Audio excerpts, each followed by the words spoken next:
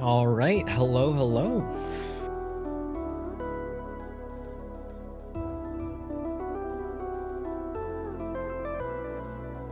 Cool, cool. All right, hold on. All right. Let me just get some water. Sorry. Yeah, actually, I will do the same. That's not a bad idea.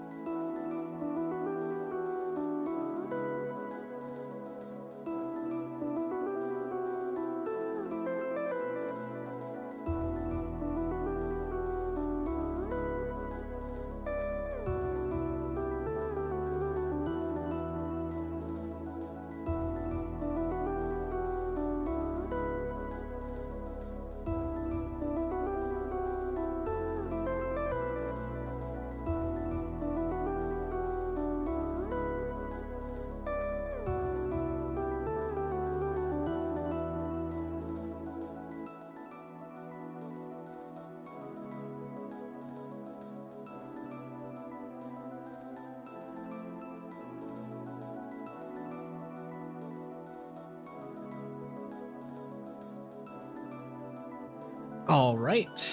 Sorry about that. I am back. All right, hello, hello, and welcome to. What is the name of this again? Oh, Big Cheese 8, I believe. 4, sorry. I'm doubling it. Big Cheese 4. Hopefully we get a Big Cheese 8.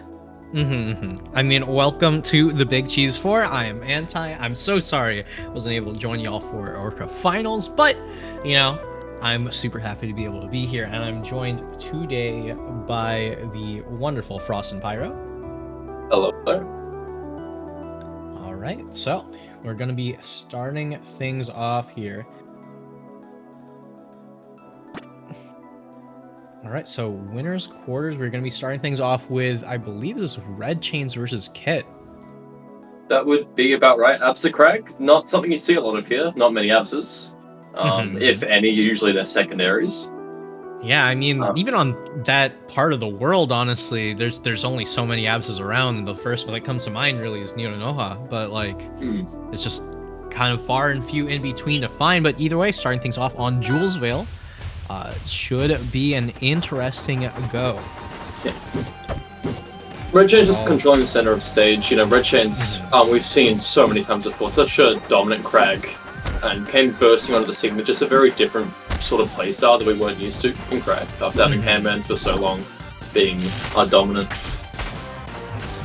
Yeah, Kit, on the other hand, haven't seen too much of, but right here you can see Red Chains. You're just going to continue to rack up damage, continue to try to get Kit into a rough position, and off stage, getting closer and closer to the blast zone. These rocks are doing so much work. The edge guard coming in very nicely, reading the high from Kit, and a nice little forward air to finish off the first stock. Red Chains mainly just waiting here, movement, looking very nice across the whole stage, whereas Kit not using as much. Surprising considering how light and mobile Absar actually is. Yeah, but you can see that Red Chains is able to just rack up so much damage, and another back air fair, gonna be able to take it. No purple needed this time around. Kit might be down, but isn't out just yet. But not if Red Chains has anything to say about it. The down B almost going to be able to land it, but down tilt, on the other hand, going to be able to put Kit off stage and off into the distance. Goodbye, Kit, and goodbye, game one. Red Chain's going to be able to draw first blood real fast over here. Super quick finish. The offstage oppression really, really strong there from Red Chains. Covering so many different options, and a few unsurprised with that down B nearly taking the stock even quicker. Baby. You know, one thing I love to see again is the patience that we saw from Red Chains as well. Very, very common that we see from him, and it works so well on so many players, just waiting mid-stage and forcing them to make a move rather than forcing himself. Mm-hmm. Yeah, but game number 2 going to be on ethereal gates. I mean, we go from a relatively, neutral heavy stage to some that has a much larger blast zone. Should be able to give a lot more survivability to a character like Absa. But oh baby, Red Chains is just firing on all cylinders straight off the bat.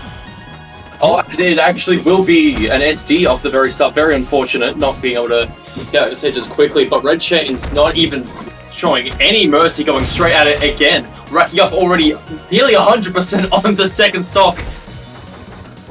Yeah, and with another forward air, we've already got triple-digit Absa. No double jump, but not going to be able to get the full-on edge guard. Red Chain's still going to continue here, barely missing out on that sweet spot, but jab number 3, putting Kit into a rough position, and there it is. Not going to be just yet. Red Chain's going to be continuing this edge guard, but this is so difficult for Kit. It being forced straight back off to stage again with a little bit of breathing room. Red Chains immediately takes it away, and another SD coming through on last stock now. Red Chains only taking 21%, looking to finish the three stock, the double fair, taking it nice and quickly. Game 2 yet again done. Oh, geez, I mean, game number 1 was fast. Game number 2 going to be even faster. Freshman 40 coming in clutch here, and game number 3 going to go for the salty run back. I mean, the general idea, right, is if you ever lose on your own counter pick, you always salty run back. Because if you lose on the second go through, you never should have picked that stage in the first place. So I like the idea, but God, Red Chains is looking so dominant. It was super fast there. Only 20% taken from Red Chains, a little bit more. It actually would have been a JV. I don't actually know the name for JV4, JV3. It would have been JV4. Oh my God. Well, so Kit's first stock going to be going down a little bit faster than we saw the last time around, but this time wasn't an SD. It was simply Red Chains just playing to the fullest. Oh my God.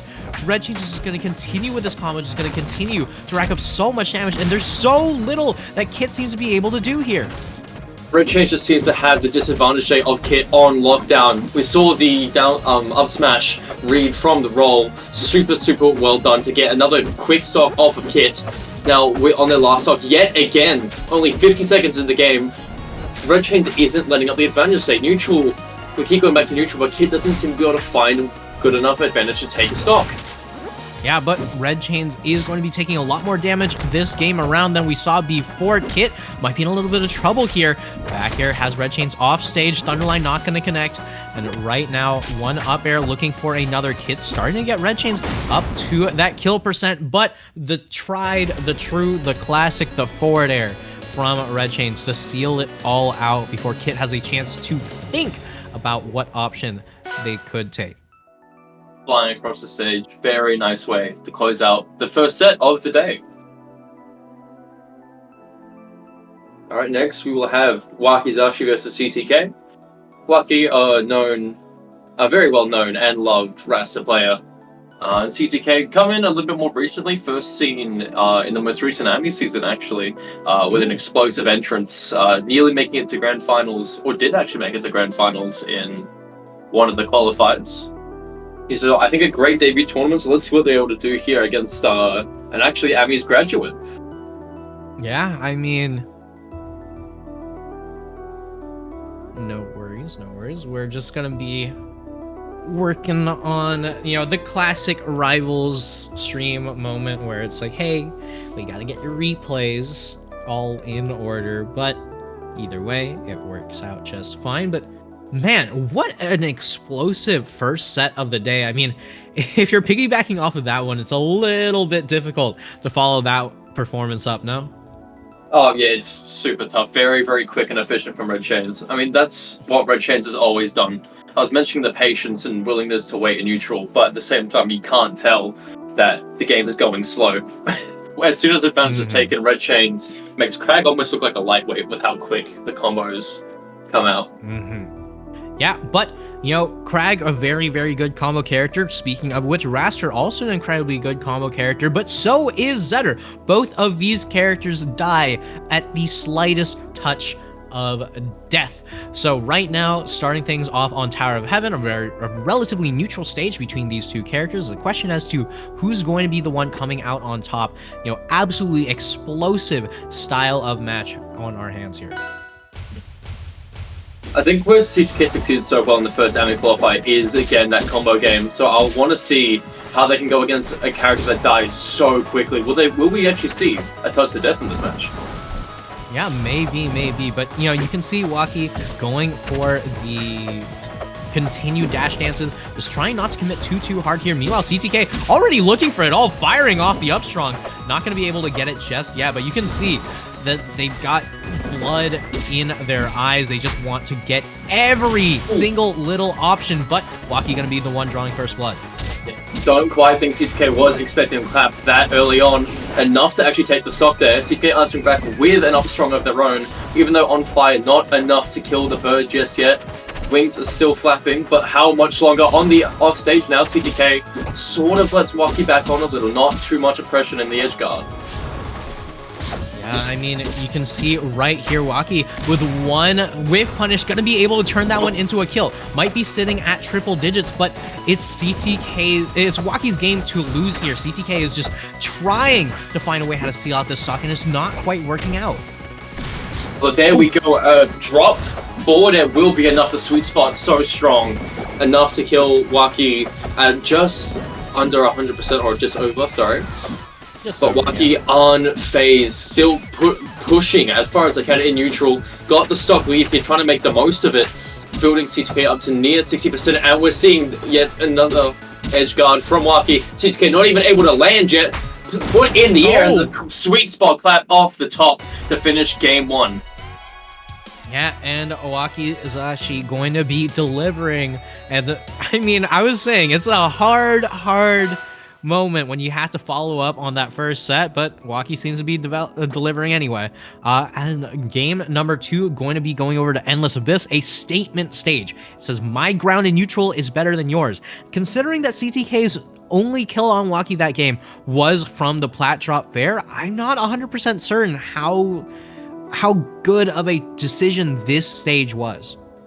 Not only to mention the use of slipstream from Waki in neutral just puts CTK at a massive disadvantage. Being able to dash back away from any move that CTK threw out with punishing just puts the stage at a really odd spot for CTK, I think.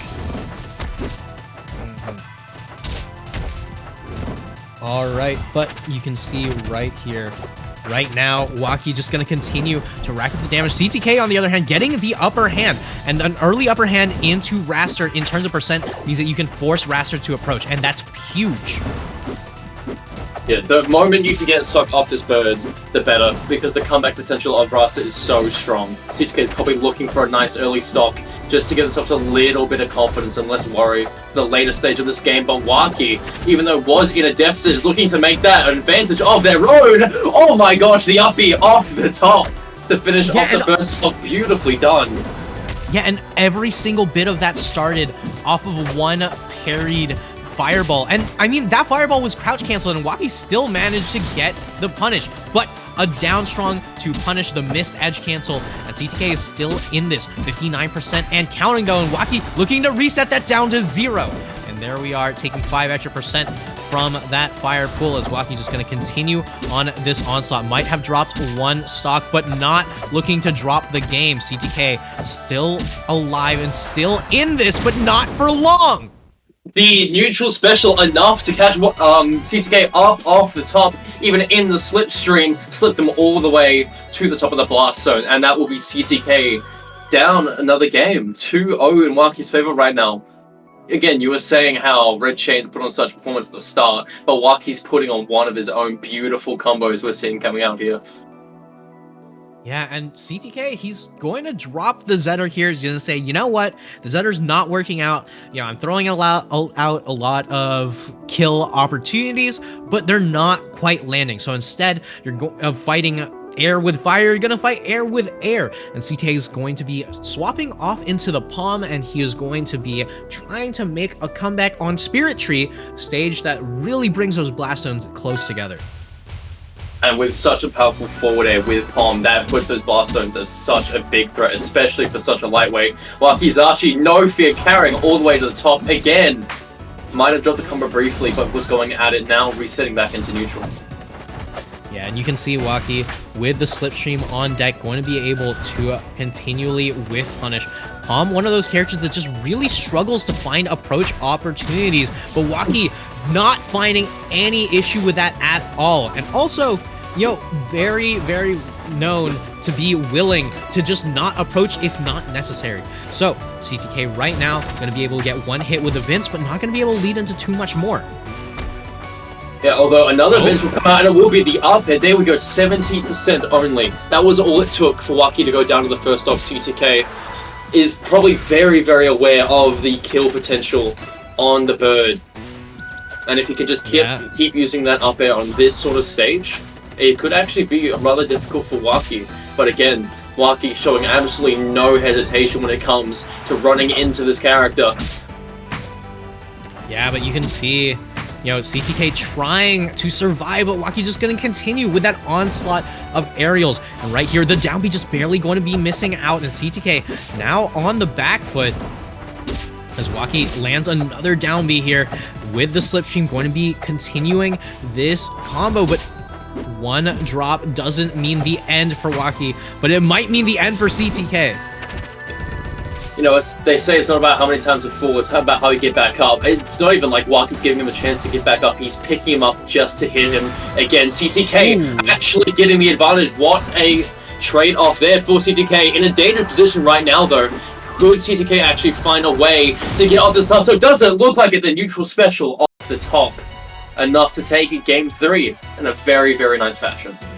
Yeah, CTK just trying to get his feet off the ground, trying to hit the ground running, but Waki just going to take him off the ground and all the way into that upper blast zone. There's just no way to get past this raster just yet, but that's going to be it for that set. I mean, honestly, the Palm was working out quite well, but you know, we're not going to be seeing any Palm this time around. Instead, we are going to be seeing Coach Hot Wheels versus Master Litfam. Very, very, very different. Coach Hot Wheels, very, very renowned for the Sylvanas. One of the few Sylvana players we have left. Slowly going extinct, the Grass Dog. But funnily enough, there's actually 2 Grass Dogs traded for Zeta Bones. And Coach Hot Wheels seems to be pulling out the Zet in this set here. Yeah, honestly, I get it, right? So, Orcane is a oh god, oh no, it's over for me. Orcane's a character that a lot of Sylvanas players just absolutely despise having to play into. So Master Litfam's Orcane, one of those that, you know, you have to be careful of, right? You know, if you're going to play the Sylv matchup, you have to play it perfectly. You go off stage once, you might find yourself in a lot of trouble. Meanwhile, there's no way this is a starting stage, right? I believe this was... I don't know if this was actually local, was it? I don't think it was. Because at local, we actually have the rule where I believe Flaming Fortress is permitted. But, okay.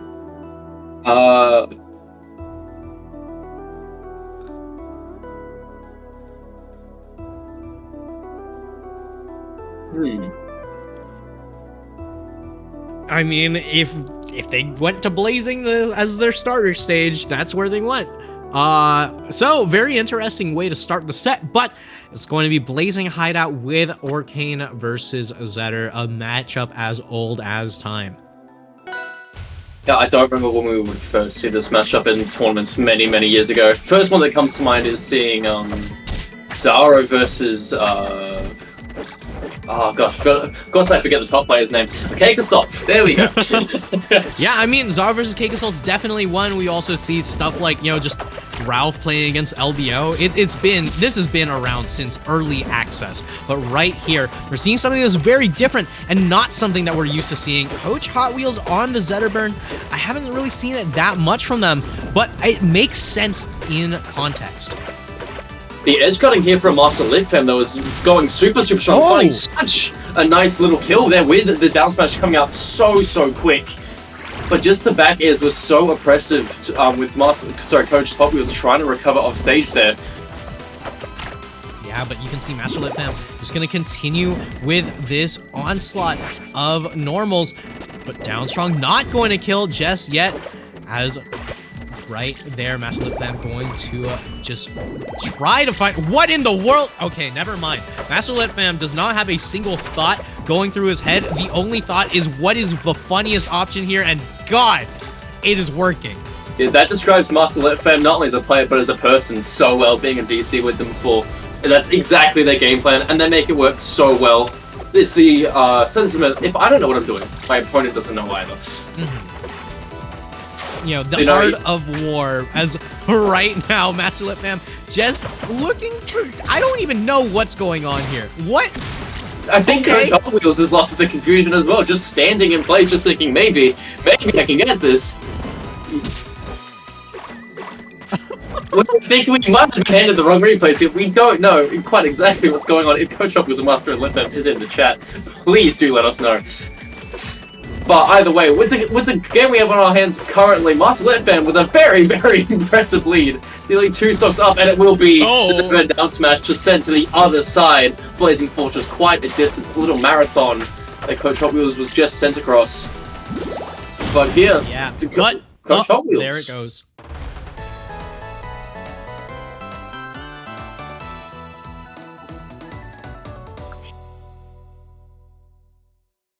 Alright, we have Rivals of Aether. We have been informed. I don't know, Waki, does the voice come through on stream?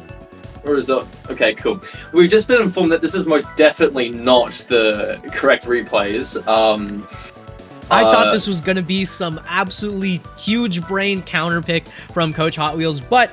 You know, we're likely not seeing the Coach Hot Wheels Zetterburn just yet. We're going to have to see where exactly those replays can be scrounged from. Somewhere deep in the internet. Yeah, sorry about that. This is the replays that I was given as part of this particular set, so I don't know if Coach can track down the real ones, but until they can... we're gonna just have to move on from winners quarters, because there was a DQ in the other set of quarters anyway. So we're gonna be moving on to losers round 1. Alright, here we go. Alright, losers round 1, Kit. Oh, sorry, you go. Yeah, I mean, either way, Kit versus CTK is going to be a banger. We saw both of these players, you know, just not get a chance to show their stuff in winner's side.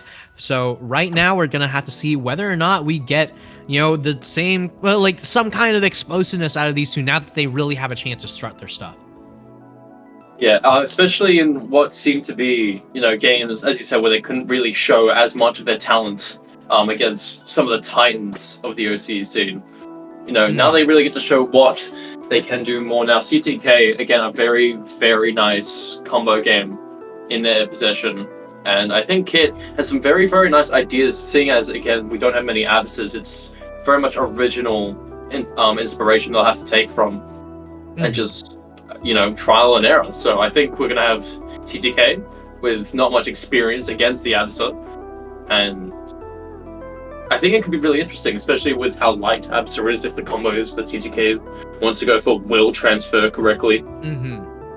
Yeah, and I it's mean, the neutral. Who knows if you got the experience, but right now on Forest Floor should just be getting time to feel each other out. You know, nothing too crazy just yet, but I know a lot of Abs's have hated this matchup for years and years, because the moment that Zetter can get a single hit, you could die instantly. Being one of the lighter characters in the game definitely makes it more difficult, and CTK starting off with that combo game gonna make things difficult. to survive for Kit. Yeah, talking about being able to die just immediately, CTK proving it right there. Just a couple little mini interactions and CTK found a way to not only build up Kit nearly to 80%, enough with a forward air to kill off stage Kit, putting in some nice mix-up again with that recovery, but CTK reading it almost immediately. So Kit's in a very tricky situation here as now, again, over a stock lead has been put up. Yeah, I mean, CTK is just throwing out kill move after kill move, up air. Going to be able to take Kit straight off into the skies is so hard to have the DI ready for every single one of these, especially knowing just how much these have the potential to combo. Goes for the dare, not going to be able to get it, but man, these two just going at it blow for blow to the point where it seems like these two just hate analysis. It's only action.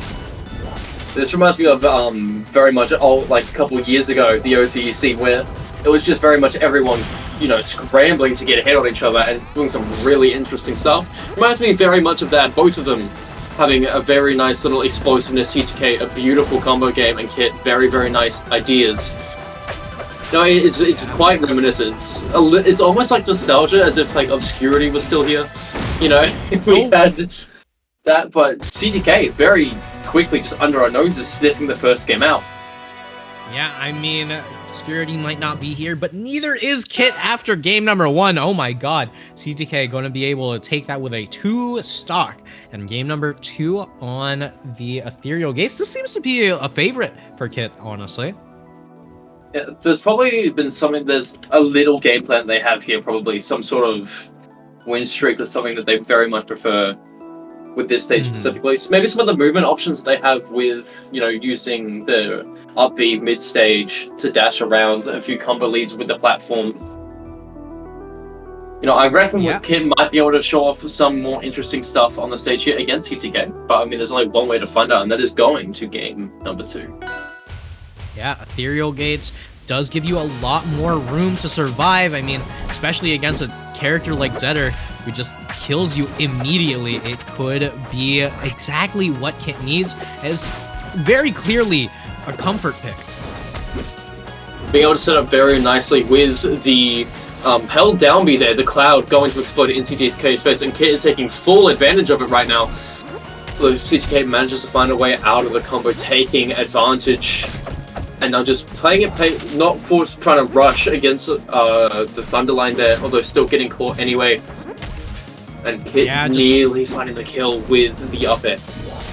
Yeah, I mean, that Thunderline was literally on the last possible frame there, but either way, Kit just looking for a way to seal out this first stock. That's a lot of damage, but whoever takes that stock is going to be the one to take the control of this game. It's so, so important here.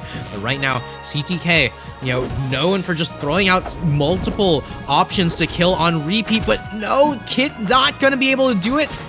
No wall jump, no resources, but you've got the up tilt, no tech, and CTK gonna be able to take stock number 1 clear and now off stage at 162%. Kit oh no! Straight in for the edge guard, a very risky one, and will pay the price. CTK does die anyway, but still not a loss you want to have. But right here, you can see CTK just continuing the combo. Not going to be able to kill with that up strong. The counter pick coming in clutch for Kit here. Another lease at life. 2 stocks down, but still an opportunity to play is squandered. And Kit going to have to play with their back against the wall once again. Yeah, 2-0 was looking like, for a split second, a potential, you know, victory here for Kit. A very even start to the game, but unfortunately that SD coming out of the death of the first stock was just enough to put CTK in the advantage, and Kit was not able to make a comeback. Although staying true to the first set, will make a run back to the stage again. I think after that first stock, you know, compared to game 1, much preferred performance on Abyssal Gates, and will go there once again. All right, and you know, once again, sticking with that run back rule here, as Kit just going to try to rack up early damage the same way that we saw in game number 2 here. But CTK, oh my god, I just going straight for it, and Kit, no, not again, drops a stock early, but not due to CTK's intervention. Another unfortunate SD there from Kit. Still trying to just gain back some grounding here. Got to get this stock as soon as they can, but CTK is taking full advantage of the neutral. And then the advantage state, putting so much pressure on Kit, trying to just survive this stock long enough to put some damage in, but CTK not going to let them, even with a tech, even with just a quick wait. The movement of CTK leaving Kit seemingly a bit dazzled, and the parry coming out, and that will be another stock gone. Yeah, the Shine up strong going to be coming in clutch there. There's just no way for Kit to find a way to get some kind of footing in this match. I mean, you can see the Cloud just coming through, the Forward Strong, racking up damage, but CTK just going to continue to trade for damage. You're 2 stocks up. You're more than fine with trading for damage here. Yeah, CTK can take all the risk here. Kit cannot. Either way, CTK will fall off stage, and the down air purpling. No tech available for Kit, and that will be the end of yet another set. 3-0 once again. Yeah, and CTK going to be able to just take it with a convincing 3-0.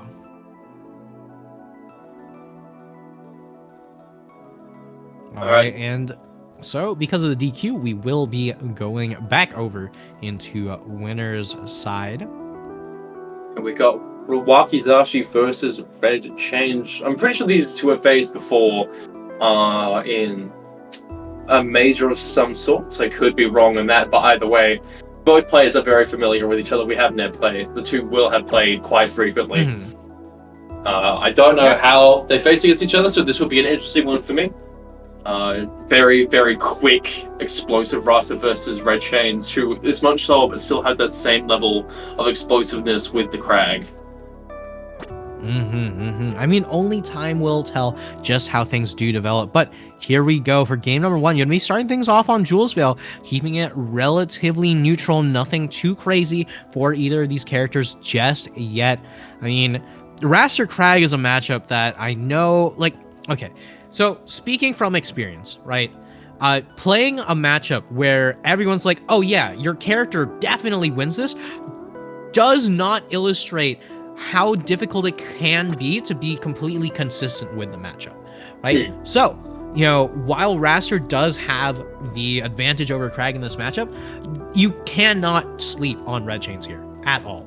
Yeah, not even in the slightest. The amount of mix-ups you can have with Crag really puts it in difficulty to try and win this matchup, winning or losing. And Red Chains might be about to prove that just here with a nice little starter combo. Waki's actually finding the reversal and keeping the pressure on, building up the percentage, just keeping Red Chains off the stage, and it will be the neutral special catch to find the first off nice and quickly. Only 20 seconds of the game, and over 130% dealt between both characters. Red Chains looking to take that stock back. They're pushing Red Chains off stage, not able to find the kill just yet.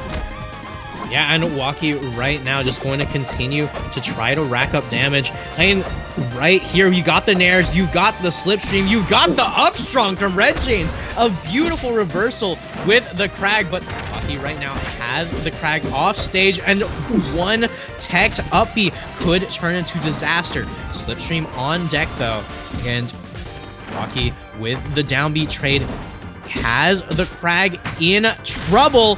Clap off the side.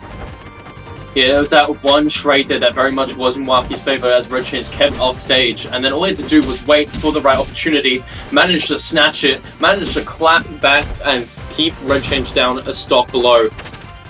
Nice little dash back, wait in neutral, not with punishing off that parry, but it's going for the neutral special yet again, not finding the kill, but that parry will come out, and Red Chains finds, again, in a recovery situation, the clap coming out, not quite killing, but at 112%, Red Chains has to be getting a little bit nervous. Yeah, and the up the scraw to take it. I mean, we were talking about how Raster might have the winning matchup, but you can't sleep on Red Chains. But God, Raster has the winning matchup. Raster does indeed have the winning matchup. My goodness, super well played from Waki. You know, while it was a couple stocks lead, throughout the entire set, I never thought Red Chains was out of it. There were all the interactions where Red Chains did win. It was very much enough to be able to take a stock or even just put it closer to even than it was before. Yeah. So I game think number Red two Chains going to be going on to Air Armada. I mean, as you were saying, right, Red Chains was always in it, and this is a stage where Crag is always in it, right? Because if you get a down B on that top platform, that could immediately turn into a double up air, that could turn into an up strong, and a character like Raster will literally die at 0 to that combo. And also, Crag can just recover underneath the stage, so you know there's that too. Mm-hmm. That's what gives Crag the advantage on this stage, the fact that you can just go across the whole thing. Yeah, beautiful recovery mix-up. Yeah, beautiful recovery mix-up, but we got the back airs coming through from Waki here. We got the forward airs, we got the up airs, we got the up clap. Oh my lord, we got the stock too, and Waki right here going to be sending a statement in game number 2 is that, hey, it's not the stage, I'm just better. It's not the matchup, I just have the combos, and it came out so strong. You know, I don't even remember how long that combo lasted, but it was not long, yet it was so effective. It's like an assassin in the night. Yeah, but right here, Waki off stage, Red Chains still looking to take it up air, going to be able to do it, and like I said, Crag is always in the game on this stage, but Waki right now cashing in on that NATO, trying to get as many kills with that before Rivals 2 comes out. And right now, with the down air reversal from Red Chains, this Crag is still in this, what the hell? Yeah, Red Chains never out, some crazy comebacks and just some crazy advantage we've seen. Getting that and just finding the up air. It was like set to neutral, it seemed for a second Waki had breathing room, but somehow, somewhere, Red Chains found a way to crush and was able to send it back to the first stock. It's actually even once again. I didn't even see that coming. We're now in an even situation. Red Chains has all means to be able to take this game. Yeah, and one more Fortnite to do it, and Red Chains gonna be able to take it. It was looking so good for Waki at the beginning, but as we were saying, right, Red Chains never out of this, and especially on a stage like Air Armada, where that shark on that top platform with the up air was unbelievable from Red Chains and just turned the momentum of the entire game, but maybe the entire set. Right now, Waki has to figure out what can you do in order to deal with this.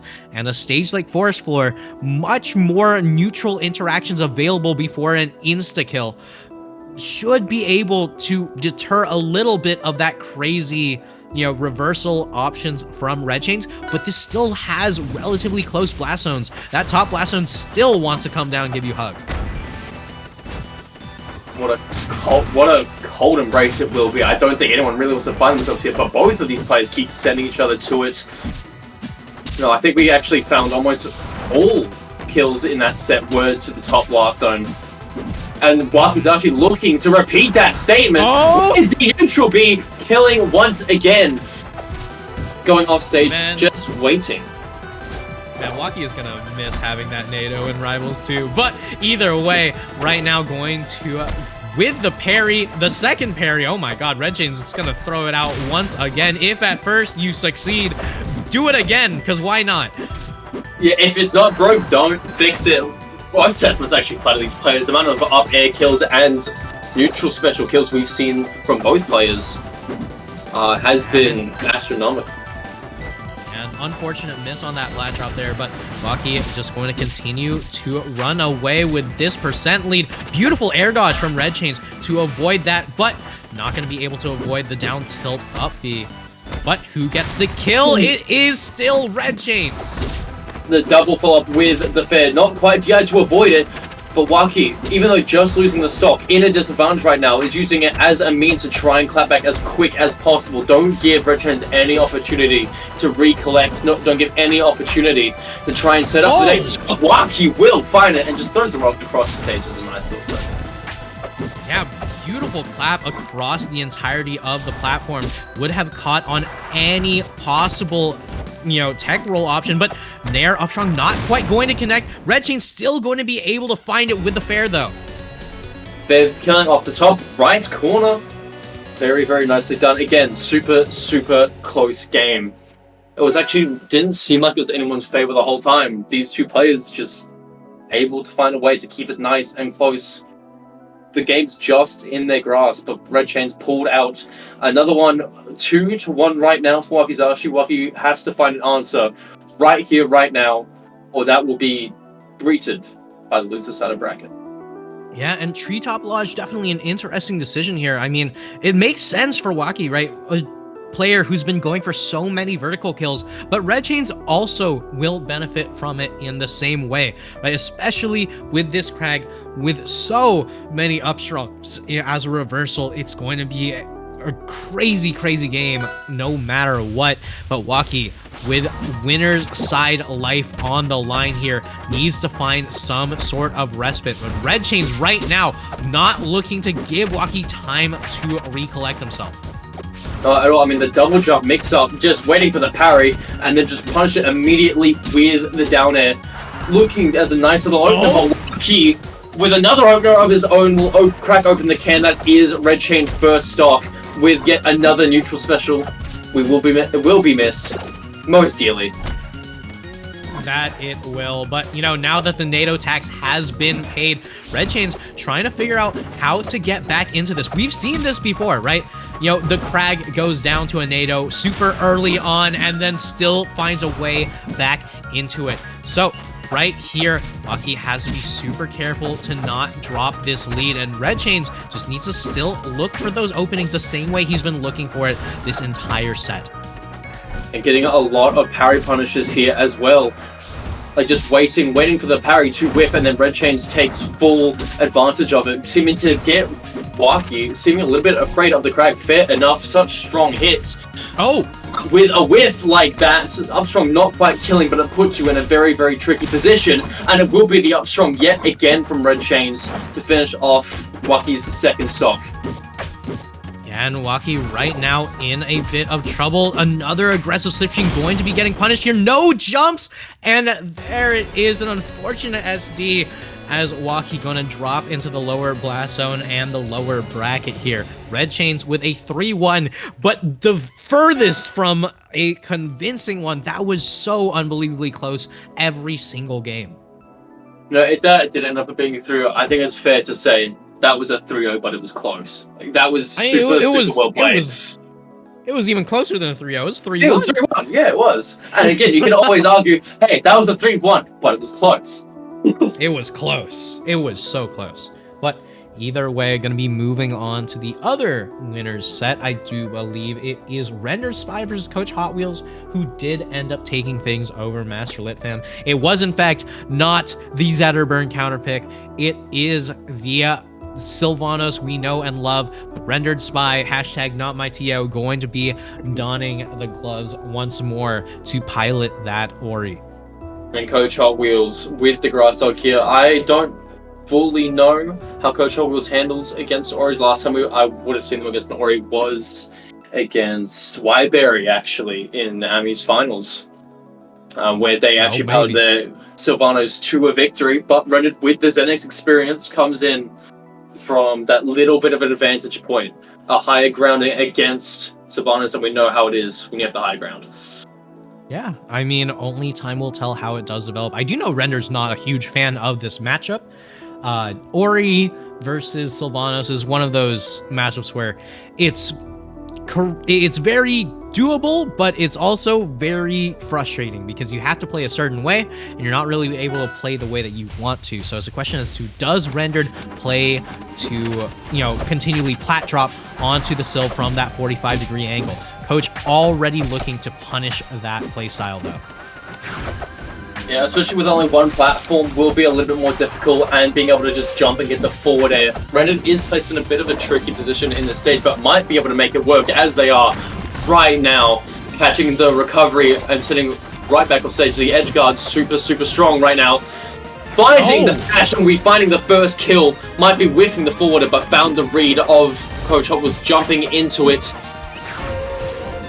And just you can see Rendered. Yeah, you can see Rendered just on the platform, knowing that if Coach has to approach, I mean, you only got super long his startup moves in order to punish the Ori here. So just going to continue to rack up damage, going to continue to run away with his lead. Coach, on the other hand, needs to find a way how to seal this out super early on. Another double jump fair back to stage. Not going to be getting punished by Coach.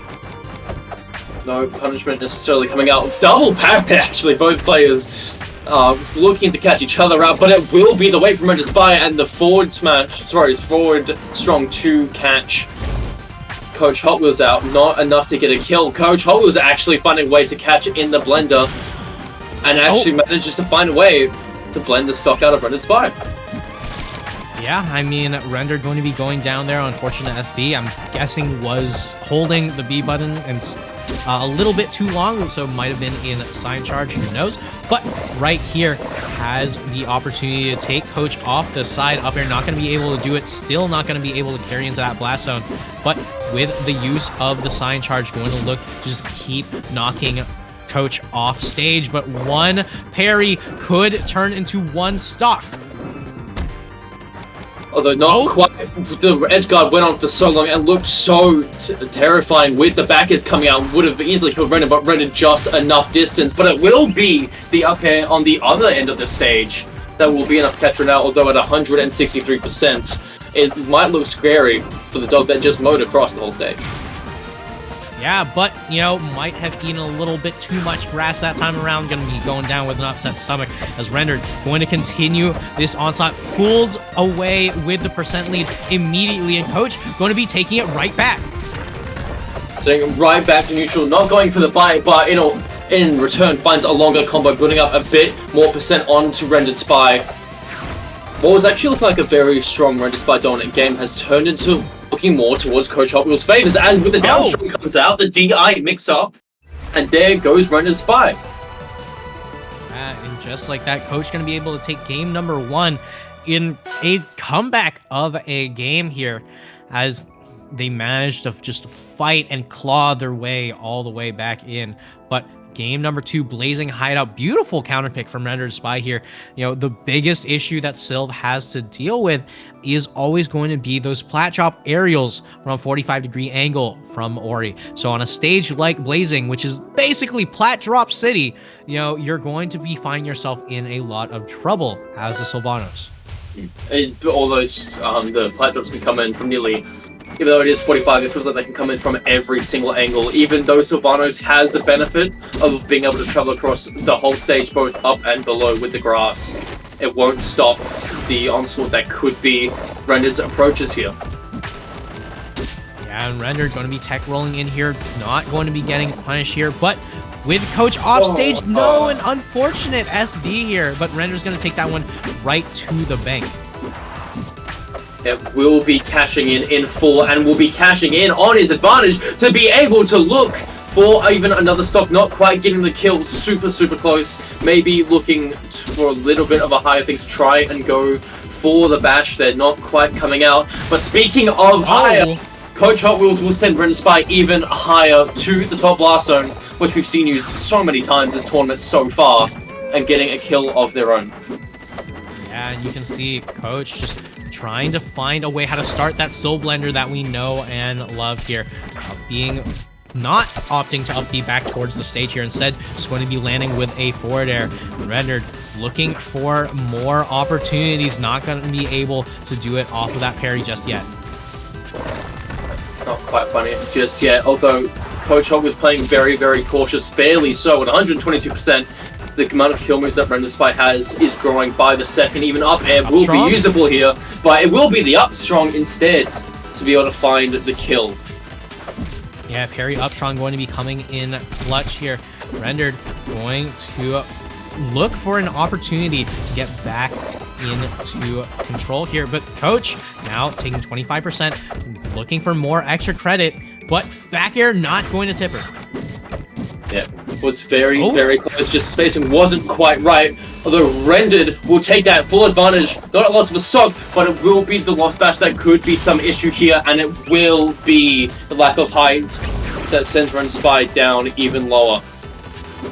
That being said, the forward air and the bash not quite going to be working out. Not enough hit stun on that move there, but right here has so much percentage on Coach, just looking for an opportunity to seal this one out. But 119 might not be enough, as Sylve, as we know, just does so much damage. Yeah, with that being said, though, speaking of a lot of damage, it's 140% on Coach Hot Wheels' name tag right now. It is looking like anything, even a slight reverse will be enough to send Coach Hot Wheels off. And a very scary edge guard for them managed to find back Rendered Spy holding on the edge. The sign charges, the sign flying across into the blast zone, not quite catching, scrambling for a kill, and it will be up air, not a kill move, at 180% from mid stage to finish off second game. All I'm saying is where 108%. Where was the purple? Where was the purple? That is correct. Where was the NDI there? We'll never know. But we do know that next is Frozen Fortress for Game 3. Just go ahead and react to the frame 6 aerial, right? You know, as long as you react properly every time. What's the issue? Move's busted, but I won't call it a kill move.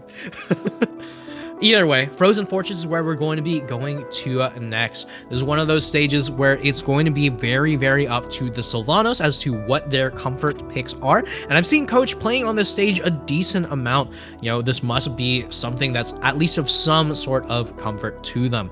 So right here, looking to find a way how to bring this set back into their favor. I wonder if it will be very much, especially in recovery, use of those top blast zones as a way, as a slight mix-up to make it easier in recovery. You know, Sylve doesn't have a huge number of mix-ups when it comes to getting back to stage, and this might just help in how strong Rendered's edge guards have been. And Rendered with these side Bs going to be able to continue to keep the Sylve off stage. One slip up though, and Coach is back on stage, back with resources and back in the driver's seat for just a small moment. Rendered goes for it all, not going to be able to get it, and loses his life to missing the tech there. 150 and counting on the Sylve though. This could be huge. Forward strong not going to come out, and there it is, taking 2% in the trade, but that 2% is well spent. Yeah, managing to find a way after that is super, super important. Sorry, way to get the kill after that is super, super important. The back end, finding a way back to the center of stage and ready to use that perfectly to find a way to sneak in the kill with the edge guard and the F strong. Although now we're seeing them scramble in center stage. Blows being traded back and forth between the two dash attacks coming out, and now all of a sudden for Rendered Spy, it is a forward air being dropped, and Coach will actually be able to get back on stage. I was ready for another Rendered Spy edge guard. Oh my god! But the beautiful tech roll, beautiful roll read from Rendered, going to be able to seal out that stock a little bit earlier than might have been anticipated though, but down strong on Wake Up from Coach to even up that stock count. 15% isn't much in terms of extra credit, but as Ori, you'll take what you can get here, as right now one neutral opening could turn into a blender from both of these players. But it will be the sign charge on recovery either way that will catch Coach Hot Wheels off guard, and Rendered's looking to take full advantage of it. Going to the other side, getting the net was a nice mix-up, but Coach Hot Wheels just managing to find the way out of it, and now is trying to use the movement to the advantage to just stay away from Rendered Spy's approach, just keeping a check on that infamous 45-degree angle. Oh, and a beautiful tech from Coach there. Another Lisa life. Rendered looking for the opportunity, not looking to overcommit though, and just looks for the tech chases again and again. One more up air, not going to be able to do it. 177 and counting. Up air from Coach though, going to be able to take it. And just like that, Coach going to be able to take game number 3 with a beautiful up air string. The 180% we saw Coach Hot Wheels lose to on game 2 is actually the 180% that they had there and managed to find a win on game 3. And game now on the Coach Hot Wheels belt, looking to keep the set running. Yeah, but right here, Rendered looking to keep the show running, going over to Merchant Port, another stage where you have so many opportunities to plat drop into Sylve. And super, super good for movement on any character, but especially when you have such a fast character like Ori. the mix-ups here will be rather predominant, especially in, as you said, the 45 drops. It's now going to be from all angles. It's while held for Render Spy win game 2, but it might be an SD like that, which, not quite an SD. Coach actually managing to make it back. I was very ready to say, unfortunately, that there was a stop down. Okay, that was almost an SD from Rendered Spy in response there, but instead it is going to be the Nair Bash to finish the start of this and the Fair Bash to finish the end. No, usually we say Zedabin has magnet hands, but Ori had a bit of them there. Oh my god.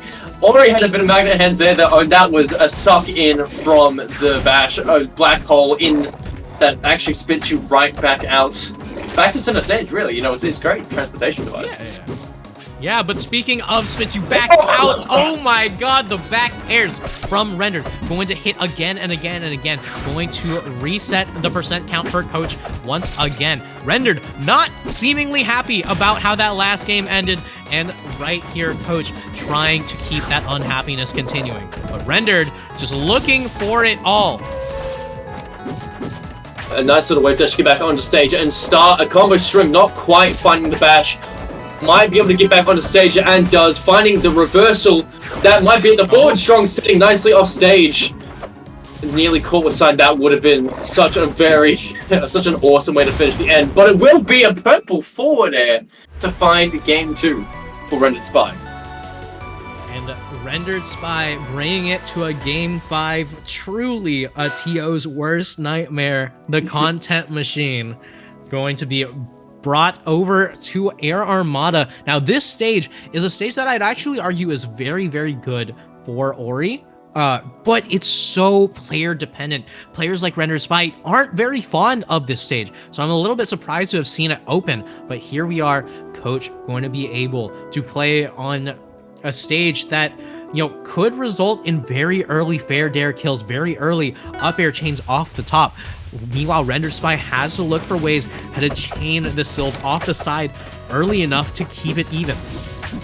And of course, for the game 5, Coach always had to bring out the gold skin. Seen it used very, very rare throughout Coach Hot Wheels tournament career. But when it comes out, it does mean game time and game on. And right now is a time of any to be able to play out of your mind. Trying to close out a set against Rendered Spy is no easy task. But Coach Hot Wheel with the advantage, sitting up, not catching, but looking to create that reality. The forward air off the end of stage, the tipper of it managing to purple Rendered Spy off the side. Rendered looking to react with a back end, not quite landing.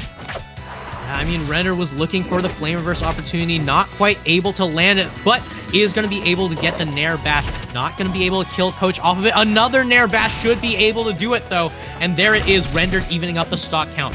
Coach with the seed, going to be able to keep Rendered in disadvantage, though. And this might mean a lot. Not going to be able to reach back on stage, but Coach playing it safe, playing it patient, playing to end Rendered's career. Yep, got a nice sort of parry read there on the top left platform, which allowed that combo to continue to now what is 100%, but not able to quite find the kill. Rendered looking to make work of his own. The sign coming out, trying to keep enough control, covering the recovery options, and now covering the top platform is Rendered Spy, and up and carrying to the top left-hand side of stage. Very, very nicely done. Coach Hot Wheels now forced the hand against the dealer. The dealer will lose in this scenario. A nice little forward air to take the stock, and now onto the final stock of the set.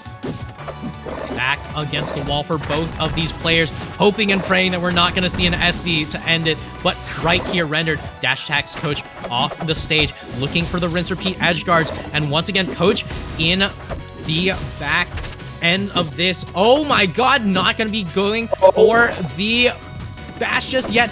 105 for Coach, but this means nothing on a stage like this. Coach needs to find an answer right here, right now, that while the kill option is available, they need to be able to find a neutral opening, which they do. Rendered Spy currently no resources. Could be catching. The reversal could be coming in, but Rendered Spy makes it back to center. Very close, avoids the F strong, though. The Howl catching him out, but Rendered's jab will catch Coach Hot Wheels out. Up air, flat dropping. not going to be able to get it. Up strong, not quite going to connect. You can see the panic in both of these players' eyes. And right here, one side B, one sign charge, one up air, not going to connect. Coach with the first up air, not going to be able to connect into much more. The trade on damage still from both of these players. Up air from Rendered, not gonna kill at 180, 195, and there it is in game 5. Still no purple, but what we did find is the blast zone for Coach, and Rendered gonna take it with a 3-2. Such a valiant effort for Coach. Oh, it was such a close game. The amount of times I was like, that's it. You know, that's stuck. That's it. It's done. But both players finding a way just to slip out at the last moment. Even as big a character as Sylvanas is, managing to slip out of Rendered's combos, and vice versa. Such a tricky endgame there, but Rendered Spy will find the Nair up air to close out the stock. Very, very well played. Yeah, incredible stuff from Rendered. They're going to be moving on to winners finals against Red Chains, but yeah, moving on to winners finals against Red Chains, but, you know, gotta give our players a little bit of time to rest. Gonna be moving down into loser's side here. Gonna be seeing, I believe, Coach Hot Wheels versus CTK. Yes. Yep. Actually, these, I think... No, it was Wyberry and CTK debut. Sorry. I believe Coach Hot Wheels and CTK have faced before, I believe, in AMI finals. That might be something worth fact-checking. I could be wrong. Mm-hmm. But, you know, I don't believe that they are unfamiliar with each other. And, you know, I don't know exactly how strong Zedburn is against the Grass Dog, but I can imagine it's a bit oppressive in forms of either way. The range that Sylvanas has, but the explosiveness we're used to with Zedburn could be very difficult for Coach Hot Wheels to deal with. I know a lot of Sylvanas players aren't too fond of the Zedburn matchup, but a large part of it really just comes from the fact that Zedburn just has so many boxing tools. Like, Sylv might be able to keep him walled out, but only for so long because, you know, with that shine, with that nair, with that forward air, there's just so much that you have to worry about from the Zedder. So Sylv has to play super carefully, especially against a character as insanely explosive like Zedburn and a player as explosive as CTK. Merchant Port is where we're going to be starting things off here. Coach Hot Wheels, after a set like that, you have to wonder, do they still have anything left in the tank? Oh, I was about to say that was very nearly a questionable start for Coach Hot Wheels, merely due to the fact that CTK found such a quick kill right out the gates. Coach Hot Wheels managing to make it back to stage nice and easily, though. That being said, sent right back off stage. Now it's CTK the one that is off stage and under pressure from Coach Hot Wheels. Will the edge guarding come here to find it out? The fair is being used to keep further off. Yeah, not looking to overcommit here. You know, just looking to continue to rinse and repeat. The up air's going to just destroy that down B from CTK, though. Oh, what an edge cancel. What in the world?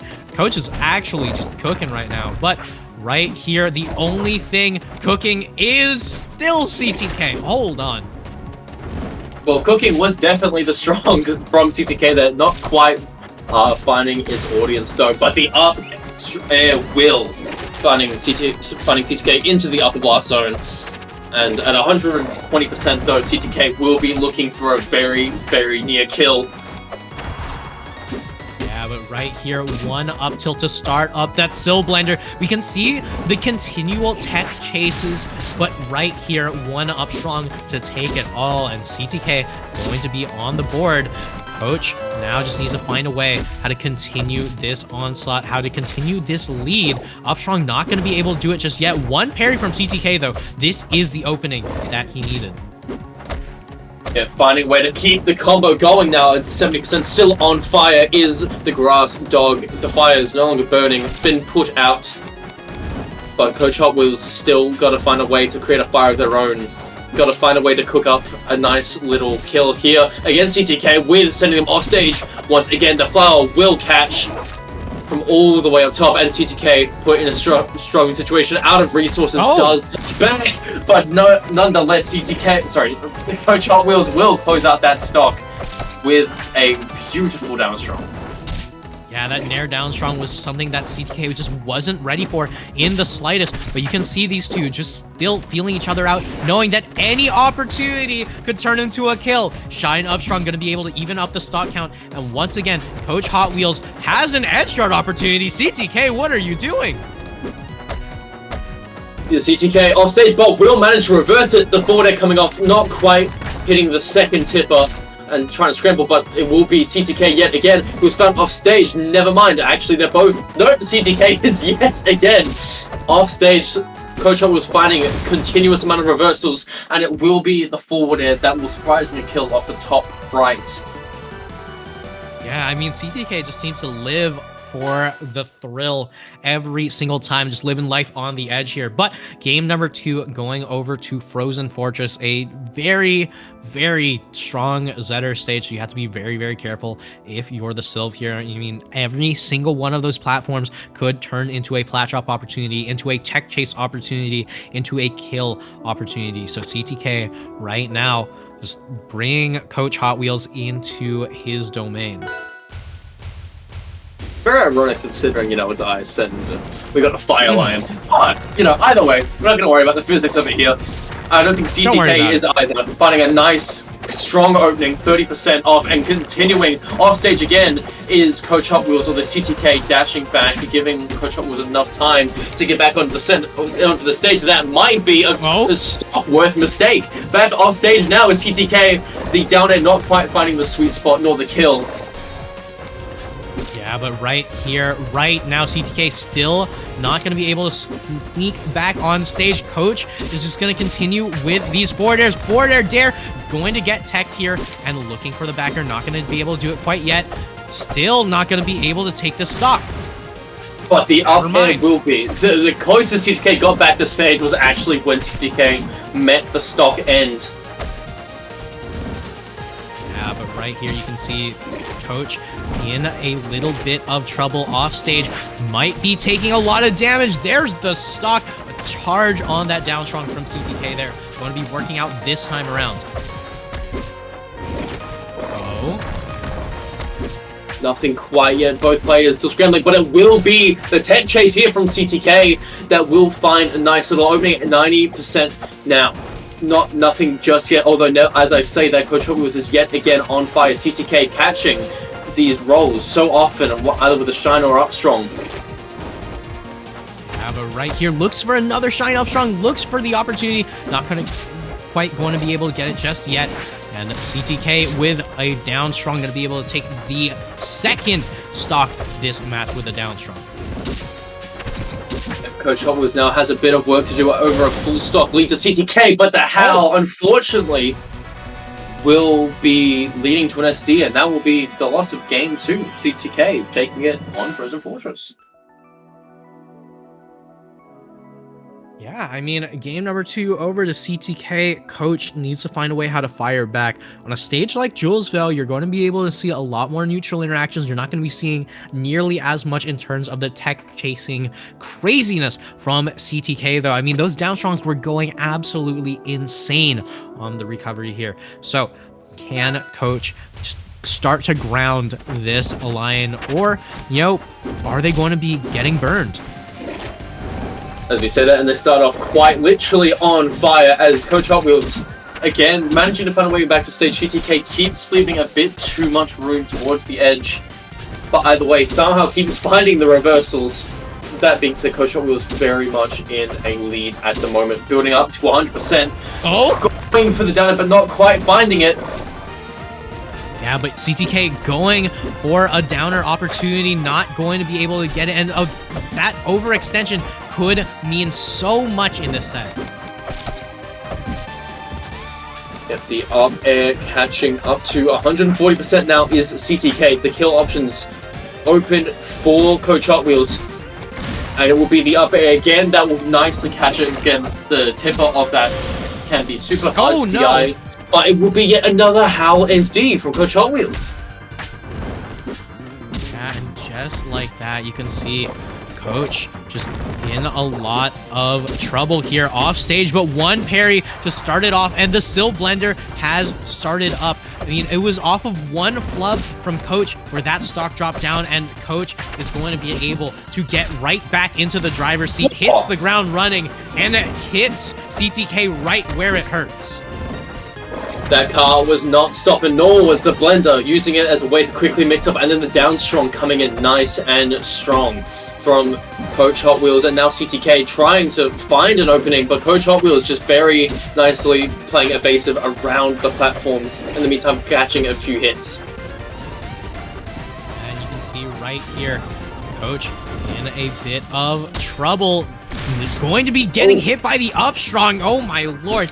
I had said Coach by accident, but I guess I was right. Coach very much was in trouble there, but with the double jump side B taken off the table from CTK here, Coach is just playing so well around their pit boxes, and oh my god, not even taking a single touch of damage on that last stock. And Coach Hot was very nicely sitting it out, just very calmly, not even in a rush manner, just sort of ping-ponging CTK consistently, traveling across the edge of stage to edge of stage, and finding a kill opportunity when it was presented the up air, taking game number 3. This is where CTK will be needing to take another game. This is either the tournament game or the ability to take it to game 5. Yeah, but, you know, going to be going over to Jules Vale, another stage, which is just very controversial between Sylvanas players, right? You know, there's some Sylv players who live and die by this stage, and there's some Sylv players who just cannot stand this by any means. So CTK still going to be looking for opportunities to go for those flat drops, looking for opportunities to go for the tech chases. We saw it work out on Frozen Fortress. Whether we see it work on Truffle Pond is a question. Well, let's find out the answer to that question. The theory can only take you so far, said Oppenheimer. Let's see if that is true. Will CTK be able to find a way to game 5, or is Coach Hot Wheels going to seal the set out right here, right now, finding themselves in the top 4? Yeah, but right here, you can see CTK just going to continue with this onslaught. Right there, the forward air almost going to be able to take Coach off the side, but one up air to start things off. Not going to be able to get too much more off of it. And here comes the Shine up strong. Not going to get a kill, though. It may be getting a bit too eager with that, unfortunately, but either way, you would most definitely take the percent on Sylvanas. Now, another one of those, and that will most likely be stock against the Flower Dog right now, but it will be a back air out of nowhere from Coach Hot Wheels to try and set this back up. All right, and the tried, the true, the Gatling going to be coming on out.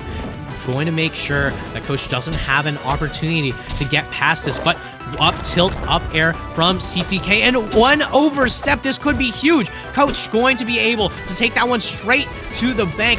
Zetter off stage and in the blast zone, and one misstep from CTK might have cost them all the momentum that they built up.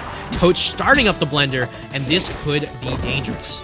In a game where you want to close out the set, it's what a great time to actually hit the back air tipper there. Nicely done from Coach Hot Wheels, and it will be no holds barred, going straight at it, pushing CTK right off to the edge blast, so not quite finding the kill. CTK managing to slip out of it, and nearly managing a way to slip into that down air, but unfortunately will be caught out, and that will be another kill under Coach Hot Wheels' belt. And CTK just going to continue to overextend for these opportunities.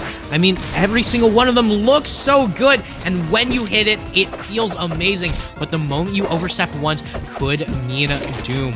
And right now, with potentially tournament stock on the line, CTK needs to find a way, needs to dig deep, needs to just find an opportunity to get past this grass dog, as Coach is just going to continue this run and this onslaught and just so much more. Not quite finding the tech, but just enough to be able to recover.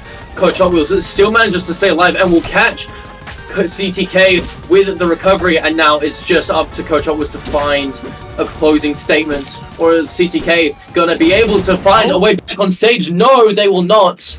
Unfortunately, that will be the end of CTK's tournament run with a fair for a very fair set, very well done from both And players.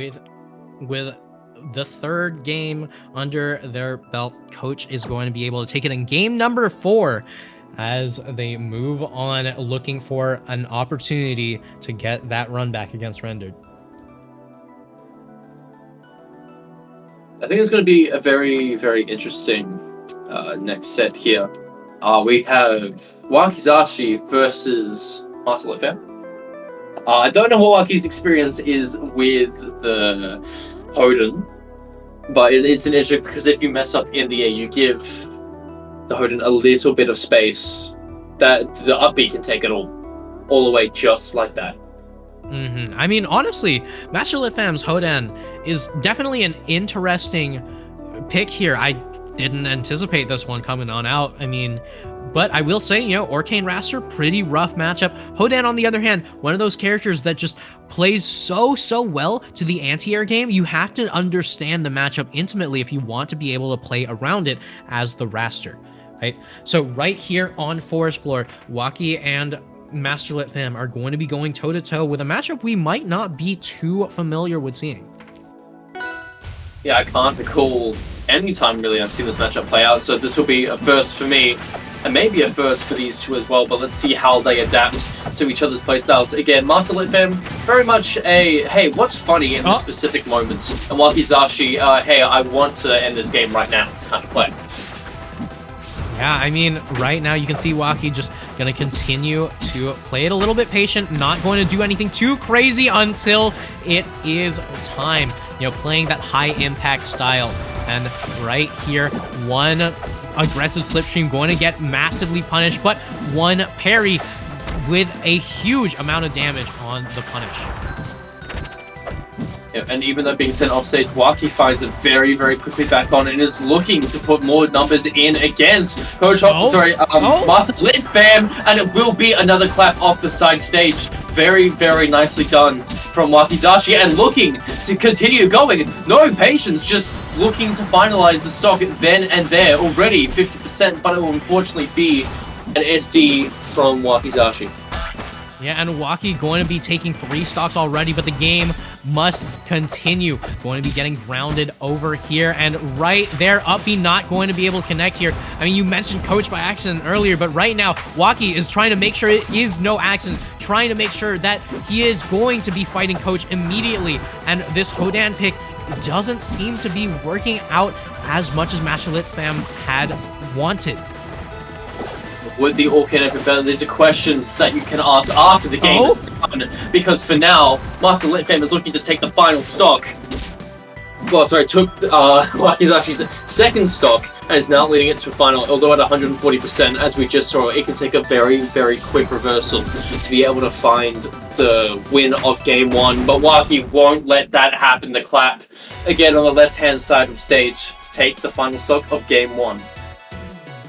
Yeah, and just like that, Waki going to be able to take Game 1 in dominating fashion, taking 4 stocks in a single match. But Game number 2 going to be going over to the Blazing Hideout. I mean, I said it before, right? This is Plat Drop City. And, you know, a lot of the times when the Hodan has so many opportunities to play around anti-airing, it gets so difficult. Oh, that's so hard to see. Yeah, that's cruel. Like, this had to be planned. This had to be, like, a thought in mind. So, a little bit of insight to those who don't get to see the production side. This replay is titled, "Where is the Monkey?" in full caps. Actually, I didn't even notice that. Yeah. That's even better. But, you know, either way, you know, Waki right now still not seeming to have too much trouble with it as long as you can keep the monkey in the air, right? Where is the monkey? The monkey is dead. Yeah, but the monkey has come back here, and like I said, it is Plat Drop City, but it seems like, you know, Master Lit Fam's the one who's playing around the Plat Drops. Usually, you're the one who's trying to force Plat Drops as the Hodan, so that way you can anti-air it, but right now, you know, looking instead to Plat Drop into the special up B, you know, the EX up B, as some may call it here, as Master Lit Fam just going to continue to try to rack up damage on Waki's Raster. See, Master Lit Fam seeming to sit on the second platform a lot, looking for those plat drop aerials, but Waki with the upper taking full advantage of that, using it as almost as a way to find nice little mutual wins, and with those wins we are so explosive. We just saw the clap coming out, a near touch to death coming out from Wakizashi, but it will be an up tilt from Master Lit Fam to not very, very quickly get Waki's first up. Yeah, I mean, something that we've seen time and time again over the years, all the way starting from Street Fighter, is an EX flash kick going to work out just fine as the anti-air. But right now, Waki looking to show Master Lit Fam that this is not Street Fighter. This is not Where's Waldo Hodan edition. This is Waki's game to win, Waki's run to continue. And right now, Master Lit Fam in a lot of trouble, and another fair into clap off the side. Very, very nicely done from Wakizashi, taking game 2 in such a dominant fashion. You know, again, Master Lit Fam going with the monkey still. You know, it doesn't seem to be swapping up for the Orcane, despite the potential of a tournament knockout here. Yeah, but right here, right now on Truffle Pond, Master Lit Fam going to drop the camouflage and going to be going in with a new-found mindset. Just going to be like, you know what? I'm down 2 games. I am potentially on my tournament life here. I need to find some way how to make my way back into this. And a stage like Truffle just offers so much for Hodan. So let's see how Master Lit Fam is able to answer to the ping pong combos that Wakizashi does have. Will Master Lit Fam be able to find a little bit of advantage on their own in the use of these spaced out platforms? Oh, but right here you can see just how much damage Waki is just going to continue here. One weight on that forward tilt, and right there, not going to be able to get an up strong off the top, but oh my god, Master Lit Fam just playing so well for the survivability. Yeah, managing to survive the down B interaction very well, nearly coming out of it in advantage. Waki managing to find a way back onto stage just in time. But no, Master Lit Fam, despite being off stage, managing to find an advantage in the recovery. Yet again. Yeah, what a monkey copter. No, I love the monkey copter. I wish we saw more of that. But either way, I mean, Waki, on the other hand, wants no more of that monkey copter, gives it a single clap, no round of applause here.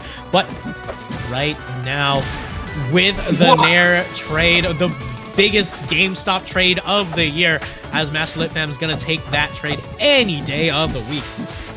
I did not expect that to purple in any sense, but either way, the bird is gone and back yet again. Waki, no matter how many times he tried to put the brakes on Wakizashi, he always finds a way to keep the revs running. And right now, it might be a very, very powerful little acceleration, but not quite finding the kill until just then a nice little clap to close out the second stock of Master Lit Fam.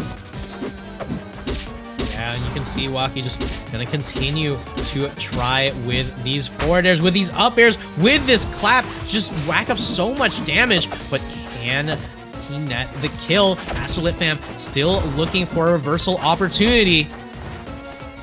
Going for a very, very cheeky up B kill was Wakizashi, a nice little way to close out the end, well, just before top 8. At 125% though, Waki's now looking for another way to finish it.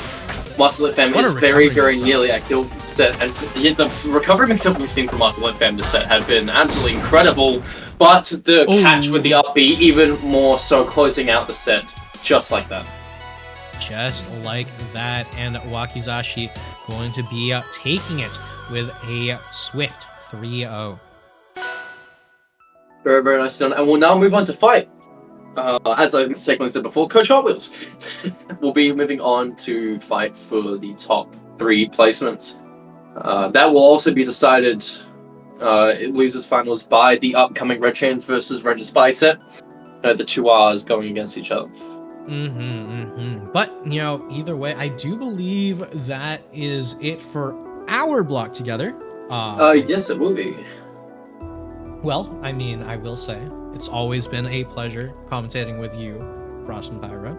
Always is the same to you, aren't they? Always good fun. It's been a while, actually, so... It has been. Too long. Way too long. By the way, thank you very much for having me, everyone. I hope you enjoy the rest of the tournament, but I will be leaving you for now. Take care and do have a good one. Yeah, y'all are stuck with me, though. All right. Hello, and welcome, Darkbot, to the stream. Thanks, Anti. How you doing? And hello, everyone.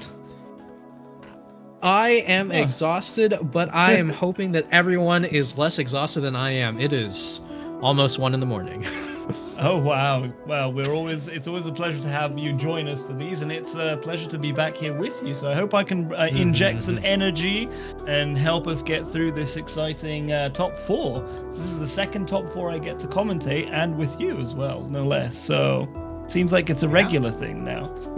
I guess so. But, either way, I do believe, we've got some insane matches on our hands, right? We've got Red Chains versus Rendered Spy in Winners Finals, Coach Hot Wheels versus Wakizashi in Losers Semis, and we just saw Waki and Coach go on a tear through Losers. Not too happy with, how things played out in Winners, but it's going to be working out just fine in the end, as we can see 2 titans of the game going in against each other. Meanwhile, Red Chains has been looking incredibly dominant in Winners side. Rendered Spy was looking a little bit shaky into Coach Hot Wheels, but like I was saying, we're only going to be we're going to be looking at loser side first. Indeed, and yeah, I can't wait to see what Coach Hot Wheels and Wakizashi do to each other, basically, in this game. It's going to be heated and it's going to be volatile, so should we jump right in? Yeah, absolutely. Tower of Heaven is the stage of choice. So many platforms, so many opportunities for both of these players. Well, let's send it out. All right, and starting things off with an aggressive slipstream, Wakizashi going to be able to get 23% and counting to start it off. Wakizashi is no stranger on starting out hot and actually putting on the heat straight from the start, but we see here that Coach is actually making use of his ability to slow down the game and hopefully stop Wakizashi's screen-to-screen carrier of any character here. Yeah, but you can see Coach right here, just in control for a short moment, and they're just looking for the opportunity. What in the world? That Nair downstrong was almost, a soul-stealing read here, as Waki in a lot of trouble. The up B going to take out Coach's life, though, and they're going to start anew. Oh, indeed. The signature came through. That downstrong was going to be risky, and luckily Wacky was just below it and closed the stock. It's amazing how Wacky has just improved over time to just rack up percent. It's so close to the boundary nowadays. It's just scary every time. Yeah, on the edge. Coach, on the other hand, just going to continue to rack up damage, but going to continue to find a little bit of trouble with sealing out this stock. It's like the Sylve prophecies come true. The blender continues to blend, but can it kill is always the question. Waki with a beautiful reset, going to be able to take it off the top, cashing in on every NATO tax possible. I think it's time to call in a warranty for that blender this time around, because it is blunt as anything. It is turning and turning, but Wacky's just floating around it. It's just impossible to get him to the boundary. And I can see even trying the up B special there, and it's just Wacky just walks away from it. Just knows what to expect. I think it's also these players know each other really well.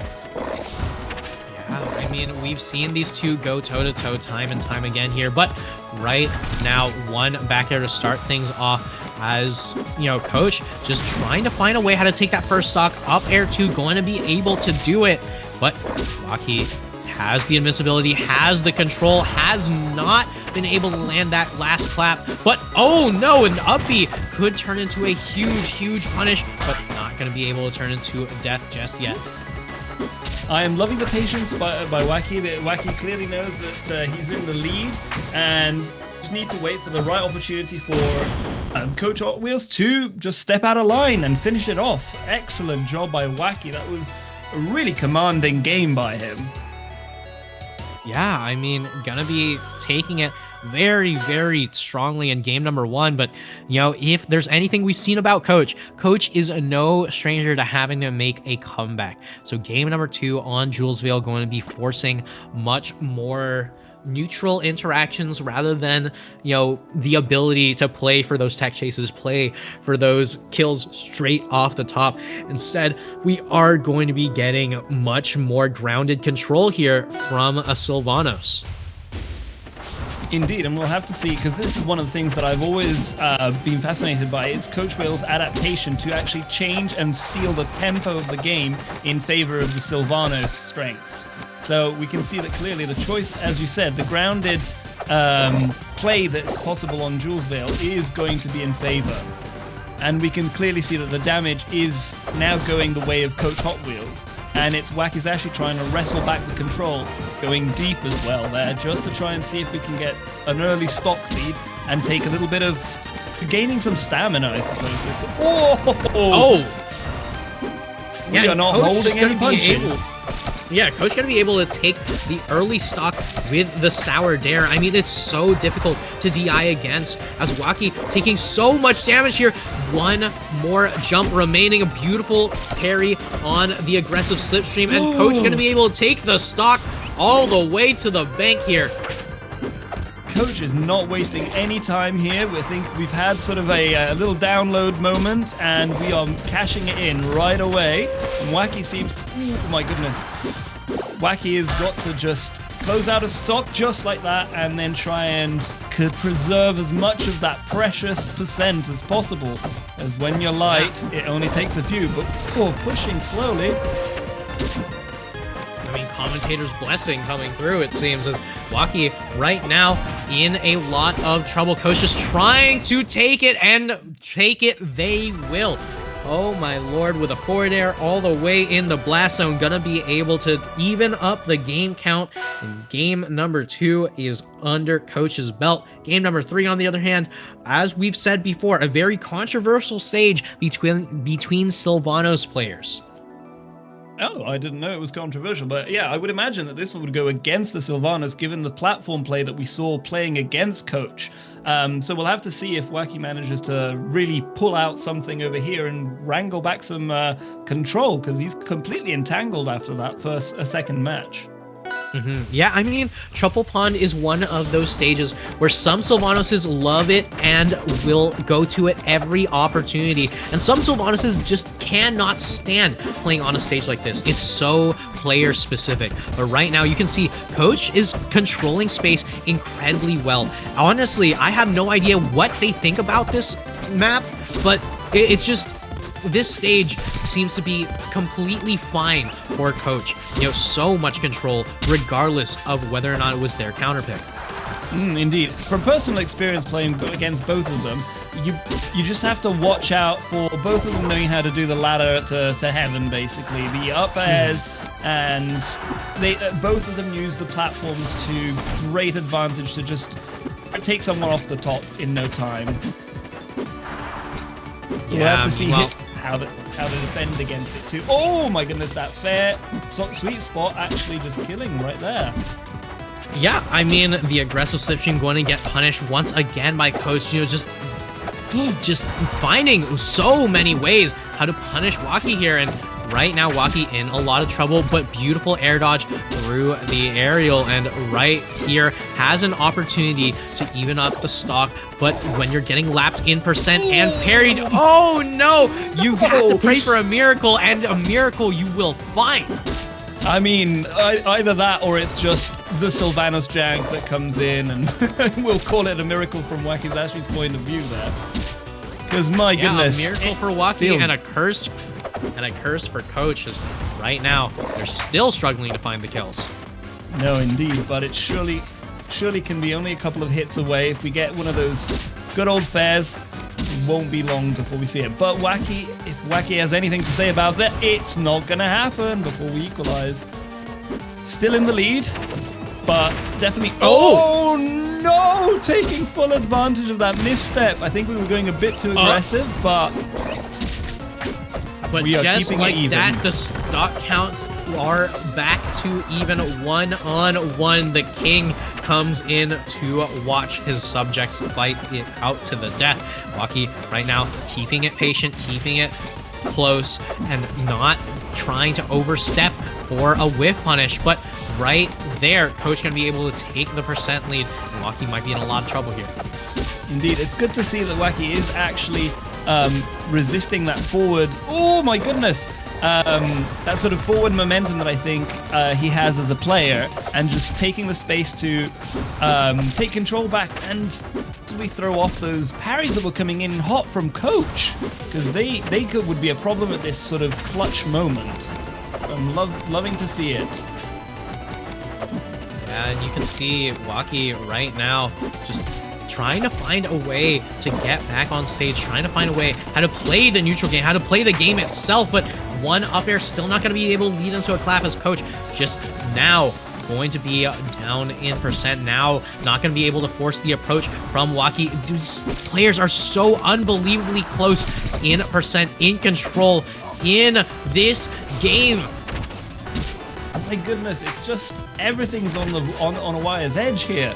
I can see that Wacky is taking advantage of the aerial superiority of Rasta, but at some point, once you get to these percents, it's more of a danger, it's more of a risk. If Sylvanas has a good high range, and as long as he gets close enough, that could be it. Just getting yourself closer to do, and I think that's what. Oh my goodness! Almost DI'd it, but a heartbreak at the end there. It was just a quick down strong to close it off for Coach. Whew. Yeah, that was intense. And on Wacky's counter pick as well, as Wacky, you know, not going to be too happy about that one, not even going to be opting for the run back. Game number 3 under Coach's belt, but with his back against the wall, going to be going over to Rock Wall. As Wacky says, you know what, there are a lot of times where I wasn't able to force DI a certain way so that way I could get the kill, but this stage will absolutely allow him to do so. Oh my goodness, it's like a gust of fresh air for Rasta seeming to want to rush down, I think, at this point. Yeah, but here we are, another aggressive slipstream on round start, and Wacky going to be able to just continue to, you know, try to take the control back. Indeed. Although it's interesting to see that it feels like the first couple of games, the minute you lost the stock, you were behind and the game couldn't be brought back. But now we can see that both of them have shown the ability to slow down the game. So we'll see whether this one is one that either of them runs away with, or it's just fought tooth and nail each percent point. Yeah, and Coach wasn't quite able to land that back air tipper, as Wacky just going to continue to sneak back on stage. Doesn't opt for a slipstream fair, instead opts for a charge on the up clap, but not going to be able to get it just yet. Going to be sneaking back on stage with the aggressive slipstream. Great DI. Not going to be able to kill. Beautiful DI from the Bradshaws. Right here, the clap, not a way in the world you could have DI'd that one a little. Well, that one down either. tilt. No, that's the Coach special. Once you get to that percent, that you just need that down tilt, and Coach almost never misses that.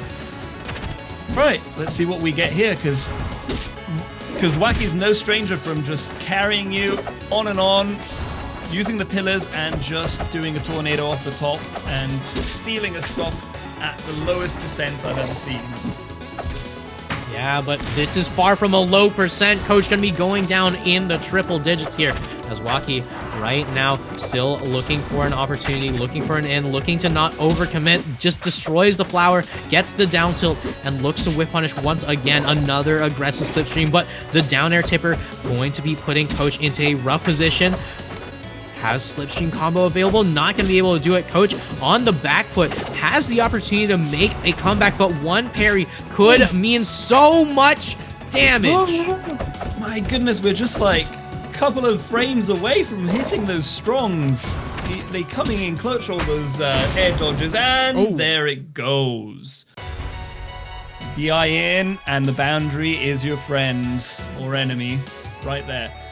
Wacky's actually taking it in a rush down there in the last stock, and that's bringing it even, isn't it? Bringing it to game 5. Wow, I can't believe it. I thought we were still on game 3 by how fast they're going. Yeah, but game number 5 going to be on Frozen Fortress. So it's a question as to just how much does Wacky have the ability to adapt to Coach? Because we've seen Coach has been adapting to Wacky so unbelievably well, and on a stage like this that forces so many more neutral interactions than so many other stages, it could prove to be disastrous for the roster. Indeed. Let's see what happens in this one. And I know that it seems that a stage that Coach has started picking a little bit more to just give themselves more space both on the platforms as well as on the grounded area. But Wacky's actually showing us that matter the stage to Tim. He'll fight you on the platforms, off the platforms. So let's see what Coach cooks up. Yeah, but right here we can see Coach, in the percent lead, just going to be able to rack up damage here. Wacky's actually in a lot of trouble off stage. No resources here. This could be big. Oh, that was a kill there. But Coach just looking for the guaranteed, and there it is. Yeah, it seems that for a moment it looked like Wakizashi was going to just abuse the extra airspace and length of the actual stage, but Coach quickly started doing a rundown of burning all of Waki's resources until it was just a matter of time. Yeah, but right here you can see Wacky in a lot of control. Not quite going to be able to get those kills just yet, though. The Marthritis coming through 86%. That could be so bad for Coach.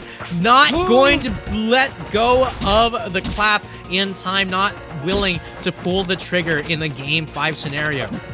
Ooh, I think we're seeing a few nerves here. We're seeing some reversed... oh, there he goes. We've at least gotten a stock, and hopefully we can try and equalize it a bit, unless we are going to be juggled at the edge. But yeah, we can see parry. some...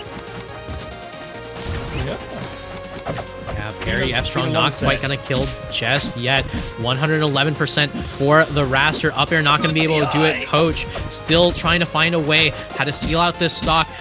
So much control, but Wacky could turn it around in an instant. He could, but here we are. At any point, it could be anybody's stock, which is great. It's actually being caught up. Coach right now getting hit by the clap sweet spot. Oh my god, Wacky gonna be able to take the percent lead and the stock lead here. Wrangled it right back. It's completely unprecedented, but a beautiful parry on the aerial down the end. Coach going to be able to just... Oh my god, wait, hold on! DI. Well done, Coach, there for surviving. Yeah, beautiful ASDI from Coach in order to be able to survive through that one. And right here, Wacky in a bit of trouble off stage. Only so many resources available. Still has the air dodge. Going to be able to refresh the resources there. Slipstreams aggressively back towards the stage. Coach looking for a reset, though. Oh, my goodness. This is all clutch. Oh, my... Oh, no! Oh! No, that was a bit of fatigue there, I think. We went just a bit too far over it, and we survived. We survived those claps.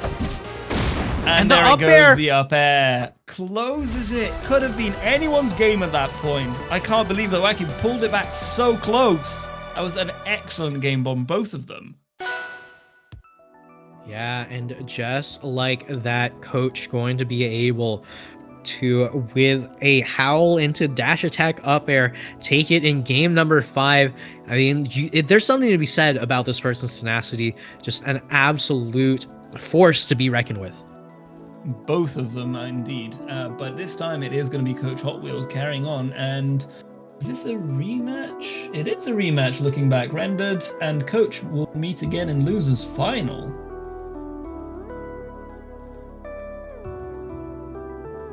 Oh, shoot. Never mind. My bad. Never mind. Whoops. we are going to winners final. Pardon me, chat. All right. All right, but anyway, winners finals between Red Chains and Rendered Spy, these two. As we've seen, right, Red Chains is on quite the tear, and Rendered, on the other hand, might have had a close set with Coach, but Coach was on fire, right? Has been playing absolutely phenomenally this entire bracket. So right here, as I've said before, from personal experience, just because your character wins on paper does not mean that the match is going to be easy. There's never going to be a moment where it's like, oh yeah, this is absolutely something that I just don't really think I'm gonna have to worry about, right? On Tower of Heaven is where we're going to see the Ori Crag begin, but where it's going to end, only time will tell. Indeed. And I gotta say, Red Chains is probably one of the players that I see as being the most unshakable in many situations. So I'm curious to see what Rendered Spy will throw Red Chains' way. Yeah, and Rendered particularly good at the Crag matchup, right? The Sylvanos, not one that he likes too much, but this one is one that is practiced, is known, and Rendered one of the people who, I would trust to say, hey, I'm comfortable with this, and this is what he's going to be doing. And there's the comfort. We know exactly at what point we need to push the Crag to the limit, or when we need to actually pull back and reset neutral. And here we can see that Rendered is just going to try and rack up as much percent as they can until, or just take the stock there, because Crag is heavy after all, so it takes a few tries. Yeah, but Good one DI. parry on the plat drop from Red Change, going to just shark Rendered out of the sky there, might be in a little bit of trouble. Another air dodge into double jump aerial back onto stage, and Rendered getting hit by the back air forward air. Red Chains going to be caught holding the rock though. I love that. Good forward strong to close it out there. I love that Rendered is using the projectiles just to challenge the recovery of Red Chains there. Not always hitting it, but it's clearly putting him into a little bit of a position to make a decision there every time, rather than trading, because percent here is definitely not your friend. Percent trading for Rendered Spy. Yeah, but you can see Rendered right now waiting for the opportunities. Oh, baby. Crush the pillar, kill the Crag. That's what we saw right there. Rendered Spy flying through this first set. And yes, we're going to have to see what Red Chains pulls back now. We're going to see a different choice. We're going to ditch all of the platforms and go to a very much grounded Endless Abyss for the next one. So we'll have to see how Rendered has to adapt to this different situation. Yeah, and here we go. Endless Abyss, once again, a statement stage. I've said it once, I'll say it again. And what it says is my grounded neutral is better than yours. And Rendered right now just going to be able to draw first blood in terms of damage. But, as we've seen from Red Chains, always looking to play the reversal. It's so difficult to see whether or not Red Chains is actually on the back foot. But, a 0 to death, definitely a good sign. Oh, indeed. Rendered Spy is not afraid to show their prowess in neutral here, but we'll see. Red Chains can quickly pull it back with the power of the Crag if it all starts connecting, because we're using projectiles and sign just to keep all the percentage racking, or just keep Red Chains out. Yeah, but one more rock throw and Rendered in a bit of trouble here. Gonna be able to sneak right past the shards though. That was a gutsy move there, because Red Chains did punch it immediately. But had it worked, who knows where it would have pushed Red Chains. Oh, that's a clever way of protecting himself. Put up your pillar. Oh! Yeah, but Rendered right there, almost dropping the stock immediately. Red Chains all of a sudden back in control here. 111 on the Crag though, and so many tech opportunities on this pillar. Rendered has to get rid of this pillar immediately. Well, techs, and also, now we're getting to see actually some rock plays. We haven't seen much of it yet. But that pillar, I think, did actually save a stock already for Red Chain. So great tech strategy there. And the up air and will just close like it. that, you know, the turnaround on the side B going to punish Rendered for going for that parry was in tech lockout, and the immediate punish. This pillar is paying off dividends for Red Chains. Oh my goodness, I just want to remove it right now. I can't believe that Render's not taking the opportunity to remove it. I wonder why not. Or maybe now we see, we just want to play some bouncing of Crag. Oh my goodness! What a clutch destruction of the pillar there. That was so timely. I don't think Red Chains was ready for that. Yeah, I don't think he was either. I mean, high pillar is always something that you have to watch out for if you're Crag. I mean, there's so many things that people can do in order to punish it. So if they're ready, it could be dangerous. But Red Chain's immediately going to go for the run back, going to be going over to Endless Abyss once again, trying to make something different this time. Indeed, let's take the notes and see what the new result might be. Yeah, right now, Rendered, all right, down air to start things off. You know, might be getting a few misinputs here and there, but, you know, not quite going to be going with the same super grounded gameplay that we saw in the last one.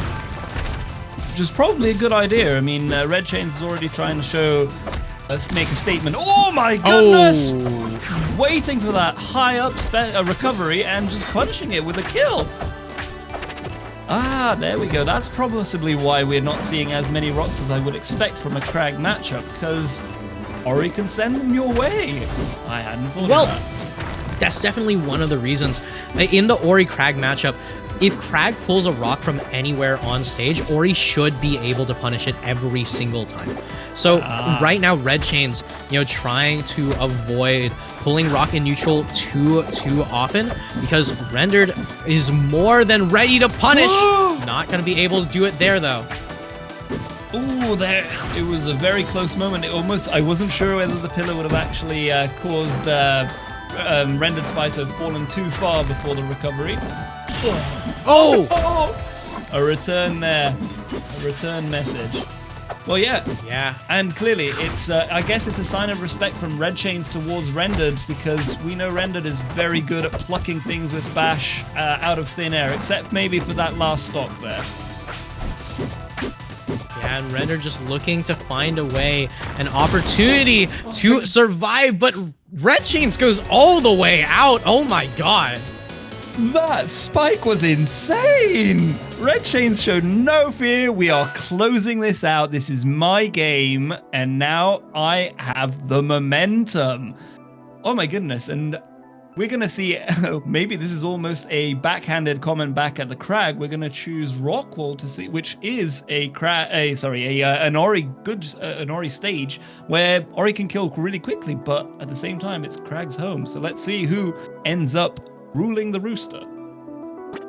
Yeah, I mean, Ori Crag on Rockwall, definitely going to be an explosive one, to say the least. So, as we get into things, it's a question of who gets the first neutral win here. And it is Red Chains. This is a very, very quick answer here. Another parry on the plat drops, and Red Chains is just in Rendered's head. There's no room left. He's got... Oh what? Play that one back. What in the world? How in the world did that up strong beat that? But right now, Rendered trying to find a way back into this match. Red Chains is just going to continue to run away with this lead until Rendered gets a single hit, a single opening. But one forward strong to start it off, and Rendered is closer and closer to the blast zone each time. That felt like it was 4D chess being played by Red Chains, and we were all stuck in the 2D world still. Two layers deeper than we could ever anticipate. Yeah, but I mean, that's the epitome of, if you go for a read and it doesn't quite work out, just hold it. Because if it hits, oh baby, it hits. But there we go once again. Red Chains just punishing Rendered for these small habits that we can see over and over again that nobody's been able to punish because they're so specific. The windows in order to find these opportunities are so slight, but Rendered still very much in this. Oh, Rendered's always going to be a threat at any point, and we see that he's actually changed his pace so that Red Chains isn't completely leading the charge. My goodness, that was close to this border boundary already. Yeah, another one of those air dodge double jumps going to get caught out by the forward air. Rendered in a bit of trouble here, but a single parry whiff from Red Chains could mean something huge. Oh! Oh! The DIs that are coming out from Rendered are literally making use of every single last percent that could go his way, but Red Chains closes it out on that last one with a fair to the next game, isn't it? Oh, game 5. We've pulled it back. The momentum is definitely swung the way of the Crag, and we're bringing it to Merchant Port now to see the victor. Yeah, I mean, Rendered just, it seemed so good the moment that Rendered had the opportunity to play the game, but Red Chains with that ridiculously dominant stock number 1, that was so unbelievably difficult to see just how Rendered was supposed to make it come back from there. So instead of going back to Rockwall, is going to opt for the Merchant Port. Yeah, indeed, perhaps. I wonder what the choice was there, but clearly it's let's use these platforms in the middle and let's make a lot more movement happen to try and dance around all the options that Red Chains is showing, except for if we get parried. Can't do much about that one. Oh, yeah, but parries. Yeah, and just like that, one big opportunity for Rendered here. Looks for an up B off the top, not going to be able to get the center hit. So right now, Red Chains in control, up strong, going to be able to rack up so much damage down air from Rendered. Beautiful option select, but one parry, one forward strong, but not going to be one kill just yet. Looking for opportunities to drag away bash, but it's so difficult when Red Chains just hasn't touched the stage yet. Just go for the rinse repeats. Indeed, and just come down, bring him away from any chance of getting close to the wall, and without pillar, Red Crag cannot do it once we're below the ledge height. So Rendered played that beautifully. The amount of options that were covered. Oh my goodness, that was an insane catch there. Catching the rock just to get back to stage. I have not seen Rendered do that before, but the fair will close it out and bring it to even, although we are 50%. Oh, well, never mind. Oh. Yeah, I mean, the thing about this matchup is that, you know, Ori, when played properly in this matchup, will never let Crag touch them. But the moment that Crag lays his hands on Ori, that is 80% or death. And right here, it is death. Rendered now down a full stock. It always looks so good for Ori until Crag can get a single opening. And Rendered right now getting opened up. The air dodge going to get punished though, and one up tilt, one up air, not gonna lead into the bash. Not yet. Forward strong, not gonna connect. Well, it still felt painful to watch. Oh my goodness, we are struggling to get back, and we're just having that up strong covers so much area. There was not much that could be done. Only a perfect ledge land could have done it, but Red Chain, wow, forces the Ori to crumble under the power of these strong attacks here. Yeah, Red Chain's going to be able to take it in game number 5 against an Ori player who's very, very proficient at the matchup. Incredible stuff from Red Chains, moving on to winner's side grand finals. Meanwhile, in losers, we're going to be having that rematch between Rendered Spy and Coach Hot Wheels. It was such a close set in winner's side. I know that Rendered is going to be terrified of having to play this one out, especially when Coach Hot Wheels has been going on a huge run through losers. Indeed. If I'm not mistaken, it was quite a close match back in winners semis, so we'll see whether there's been adaptations, whether there's been The last sets against Red Chains have either warmed him up or exhausted our rendered spy, and how ready Coach Wheels is. So let's jump right in. We're going to be starting on Merchant Port for this one, and let's see who makes the first splash. All right, here we go. Merchant Port to start things off, as once again the Ori gets so many plat drop opportunities into the Sylve. It could be a very difficult moment for Coach Hot Wheels here, but only time will tell. Well, finally we're at the foreshadowed game. Totally not spoiled earlier. And how did it play out in the previous ones? What were we seeing that we could see a huge change on in this one? Honestly, it was so unbelievably back and forth. I mean, there was a few habits here and there from both players that just weren't getting, punished between the two. But it's just a matter of each player wanted to play their own game, and they just wanted to just continue with just a continued onslaught of moves. They traded blow for blow, hit for hit, stock for stock every single time. Speaking of which, first stock going over to Rendered. We saw this in winners as well. Indeed. Seems that we're not actually doing the aggressive recovery up special by Sylvanos to cover things, and we possibly got punished for not doing that. Oh, really close up there, almost closing it out, and closing it out there. So yeah, I can see that there we are still trying to do our favorite play style with howls and not much. Rendered, if you watch the spot again, that was 4 tilts, dude.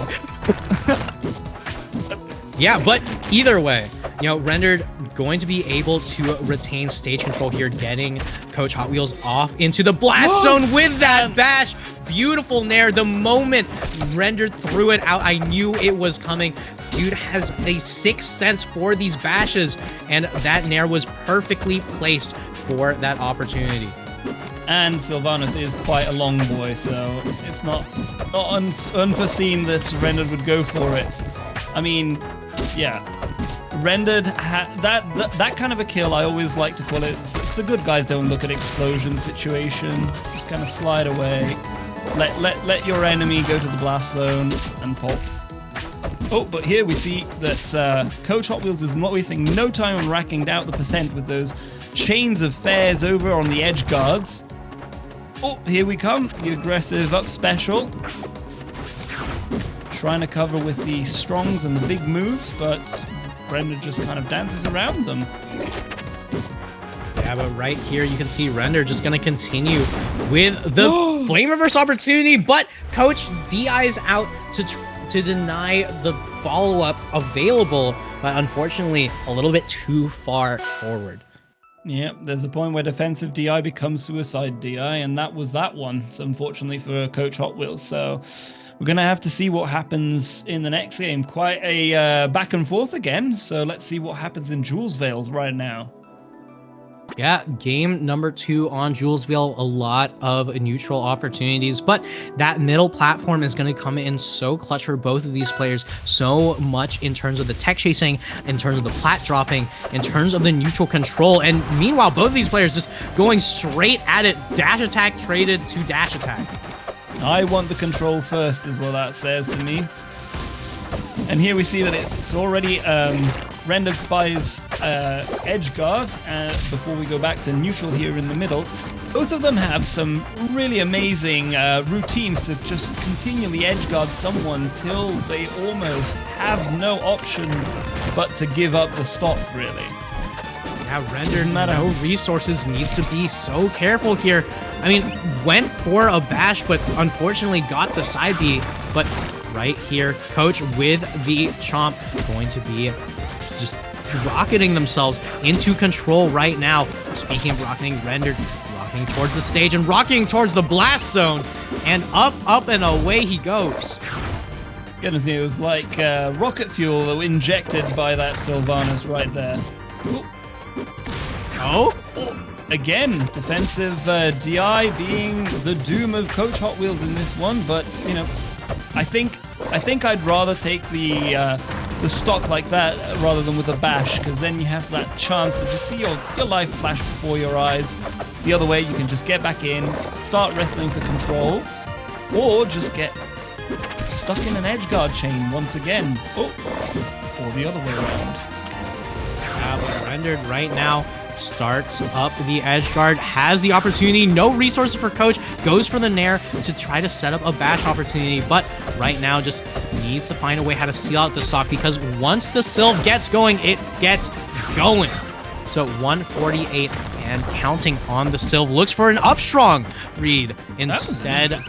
Yeah, I mean, right here, tries to steal out the stock once again. Up air opportunity, not going to be able to connect, but the flaps to keep Coach in disadvantage. And the Ori going to be able to take the stock, but taking 75% is so huge. Coach could make this stock back immediately.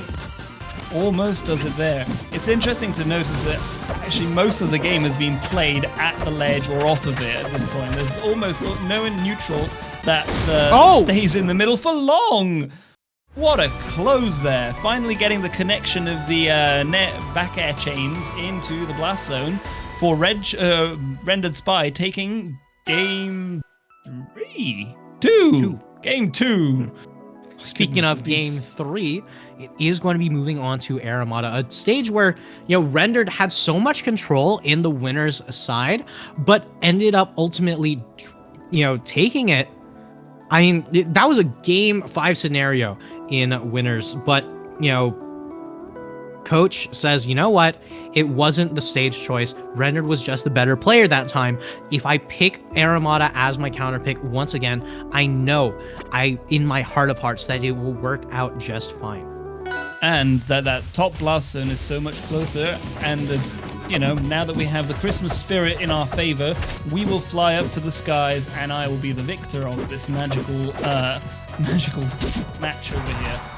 And here we see the blender starting up already. We see that we want to rack up that percent, but Rendered's not wasting any time. Ooh, that bash. That was a bit hasty. I will do my best to remain unbiased, but Rendered, what the hell? Oh, goodness. It's always that feeling when you see a fellow rival, the same character doing different things, questionable things. Yeah, but right here, Coach not doing anything questionable, instead only doing what is desired of their character, just trying to find an opportunity to get more damage and find it. They will be stashing all the way across stage. The lawnmower is active. This is a blender no longer, as Render taking so much damage, just in so much trouble, but the up B off the top to even out the stock count means that Render is still very much in this game. Oh, indeed. And oh my goodness, we felt like we were about to see another stock flying off there, flying off the front of the Air Armada ship.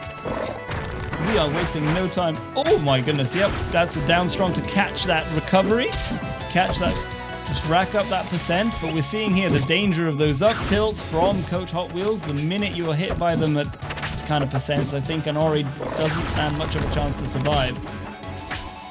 Yeah, but right here, looks for the opportunity. Rendered now with 138 on Coach, has the percent lead. Coach needs to be so careful. Rendered's just looking for a way how to steal out the stock. The forward strong going to get punished, as Coach right here at 149 still going to be able to retain the stock. We need to close that stock really quickly if Rendered wishes to stand a good chance of actually taking this game over here. And we see the patient play is actually forcing some guards and some retreats from Coach Hot Wheels. Oh, the read there for the strong. Up strong will take it from the top platform any day at that percent. Yeah, Rendered going for a crazy read on the top platform, and right now it's toe-to-toe, blow for blow. Coach and Rendered going for it all, not going to be able to get the kill just yet. One parry to start things off, though. Coach, another lease at life. They're trying their hardest, trying to find an opportunity. Rendered in disadvantage off stage in a combo, but not for very much longer. Up air to send Rendered upwards. Not going to be able to do it just yet, though. Rendered is being very, very brave in some of those situations, just threading the needle. Ow! That up strong felt like it was gonna take it, but good DI on Coach Hot Wheels' part. And yeah, goodness, it's a very, very clutch moment here where anybody could almost take it. We just need to destabilize, push off to the edge, burn the resources, and it could be yours. Oh my goodness! Coach Hot Wheels with the down strong. Oh, well, I think it was a return read because we saw 2 from Rendered coming up with those up strongs. We had to do a down strong just to answer back there. Yeah, and just like that, Coach going to be put back onto the board. Back on the board, finally 2-1, taking it to Triple Pond for the next one. Platforms everywhere, plat drops available. It's kind of an anything goes match at this point. Yeah, but as we've seen time and time again, Coach Hot Wheels with their back against the wall is nothing to be, underestimating, as Rendered just going to try to end things off on Truple, has to continue to play to those plat drops. Indeed, both players have that reversal threat factor. At any moment, they can take control back, and it could be your demise. When you think you were bringing them to the edge, suddenly it's your turn to be the one at the receiving end. Yeah, but right here you can see Coach in a lot of trouble off stage, taking a lot of damage. One beautiful side beat from Rendered in order to keep them off stage on repeat. That same explosion was quite cool for me. I've not seen that one hit like that before, just spiking downwards. The things you can do with an Ori when you've got two brains working at the same time. That's always what it feels like when an Ori player plays. Yeah, but either way, Coach right now just going to try to take it all on against those 2 brains, but right now, Render just playing too cerebral for Coach, it seems. Yeah, indeed. Although we were trying for the reads there for both sides, it's just this time we played a bit different by Rendered. We didn't follow our instincts, although a read will hit and it will carry all the way to the end. Yeah, back to reset and neutral. There aren't enough brains on this planet to be able to react to that down strong, as Coach right here starting up the blender, and here it goes. Rendered going to try to sneak on past, going to continue to try to find a way how to force Coach into the approach, and that one opening might be it. Rendered looking to parry it, but not going to be getting punished for whiffing the parry. We are just trying to make it back to stage, and Up B? Ooh, the up B was just shy, but that my read! God. Oh, the top platforms are Rendered's best asset right now in these last games for taking those up strong deaths. Yeah, I mean, these upstrongs have been absolutely insane from Rendered, so Coach right now cannot let Rendered come back, but a beautiful, Soul going to be able to sneak right back on stage. Goodness me, it seems that Coach Hot Wheels wants to claim that center platform there. Oh, that down strong again, just going to take it there and bring it back to 1 stock apiece. But it's Rendered is still piling on the percent, and that strong, not going to kill just yet. I mean, needs another 20% there, but right here, Coach in a lot of trouble. Knows that they're inching closer and closer to death. 100% means that the up strong will kill with a little bit of sauce, but the up air will do it right now. My goodness, just before we close this one in favor of Rendered Spy, it looked like that up strong landed Rendered Spy on the top platform. Could he react and actually do another move out of there? I've never seen that Ori interaction there before. No. No. It felt like another upstrong was about to come out. Upstrong's like frame 18. Like it wouldn't work into another upstrong, but can you do it into other moves? Maybe. It's all dependent on position, on hit stun, on whether or not you're ready, etc., etc. my commentator's view is almost, oh my goodness, we're just carrying all the way up to the top, one move after another, and up strong was just the beginning. But Rendered Spy explodes into the grand finals to meet up with Red Chains again, and we'll see whether we can have a different outcome now, whether the crag is just too hard to crack. Yeah, only time will tell. Red Chains has been playing absolutely phenomenally here, and Rendered, you know, brought it all the way to game number 5 in winner's side, but Red Chains ended up getting the win over Rendered. So on Tower of Heaven, we'll have to see just who comes out on top here. This game is so unbelievably pivotal. Honestly, I think whoever takes this game might end up taking the entire thing. Only time will tell, as I've said it again and again though. But right here, neither of these players want to leave it up to time. Both of them just want to go straight in at one another. Indeed, and it seems like it's almost the question that Rendered or any viewer would have is, the momentum was strongly in Red Chain's favor when we last saw these two players, and will it still be? Oh my goodness! Red Chains, what in the name? How did you know that? How? Yeah, I mean, Render's been going for a lot of these air dodge into double jump aerials onto the stage, and Red Chains has been so good at recognizing that and more accurately, you know, punishing it with, you know, extreme prejudice. Oh my goodness. It just feels like Rendered has such a short margin for error here, because Red Chains is almost got a full download here. We know the habits, we know where Rendered is going to be, it feels. And it's good to see that Rendered is actually just slowing it down, rethinking the approach, and hopefully... Oh my goodness. Forward strong is always so powerful to see and so hard. Heartbreaking. Oh my goodness, there we go. Catch him off guard, up in the air, too close, up above, and we just back air to death. Double back air. But yeah, but one more stock for Rendered here. This game's so unbelievably important. You can see Rendered punishing the tech though, and the parry, as you can see Red Chains in a lot of trouble. Rendered goes for the bash, not going to be able to connect it just yet though. That bash could have been pivotal in actually evening out the game here, but at the moment it seems like there's just such a big hill to climb. Oh my goodness. No. Just that small moment of to wait it out and then charge the forward strong. There was no resources left. Rendered Spy had very few options at that point, and Red Chains just dominatingly says, this is my game, my momentum. We're going to continue the roll here, and we're going to go back to the game 2 here.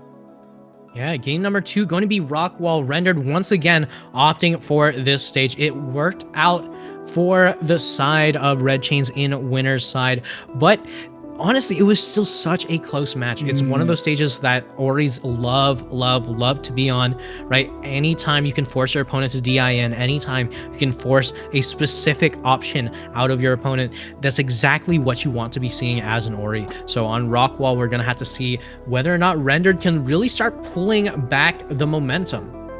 Indeed, and we'll just have to see if we see another 4D chess move at the opening from Red Chains, because that's kind of the only reason it was close.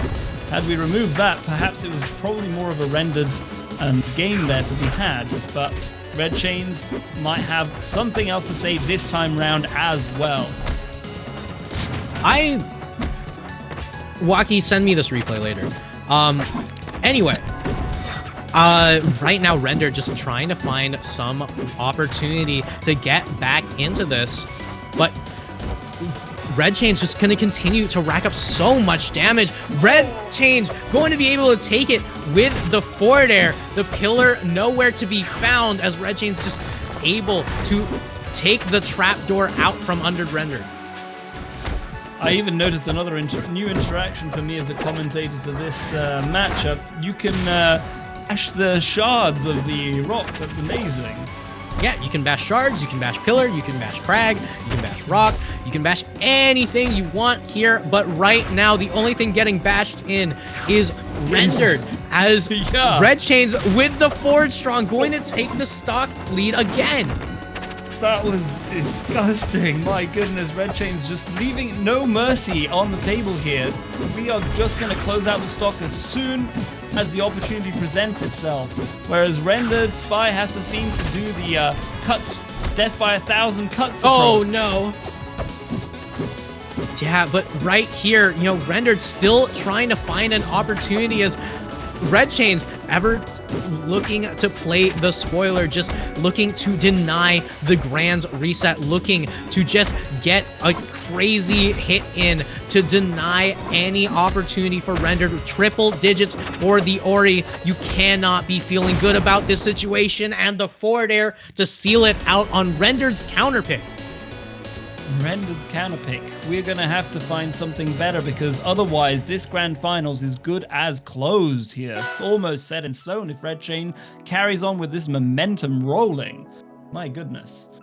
Yeah, and Rendered opting not to go for the run back, instead opting for a stage where you still do have plat drop potential, but you also have so much more space to work with on ethereal gates. Here we go, Rendered back against the wall. This could be the last game of the tournament if Rendered doesn't look to find a way to get the reverse 3-0 here.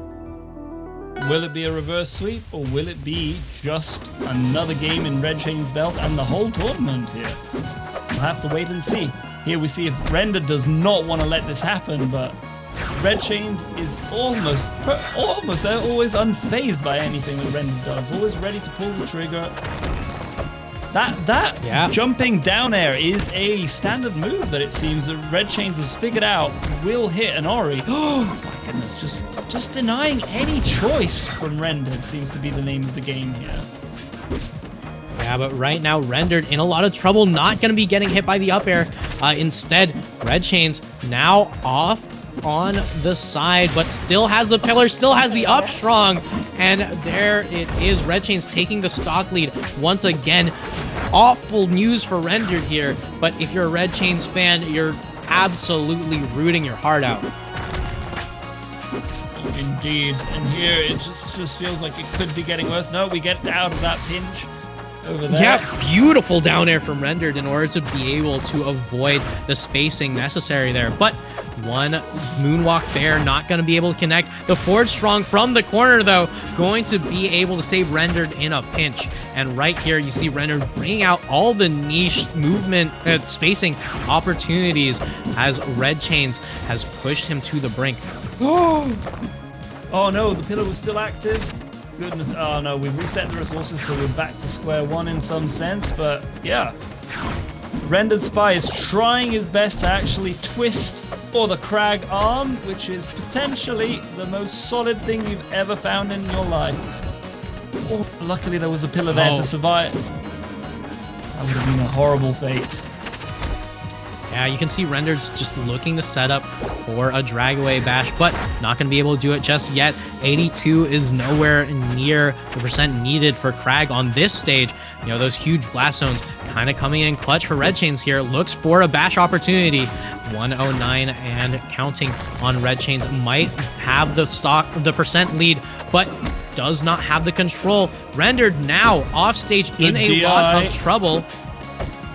That fair came awfully close to Rendered's pixels there. I can't believe that we are surviving so tenaciously with these triple-digit numbers on an Ori. Oh, goodness me.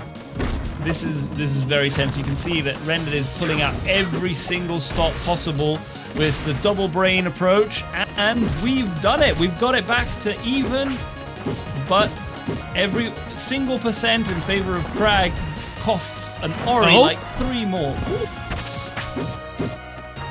Yeah, but right here, Rendered, you know, had such a good opening, had such a good opportunity. No resources. Rendered in a lot of trouble, and there it is. Red Chains gonna be able to take it 3-0, denying any hopes and dreams of a reset.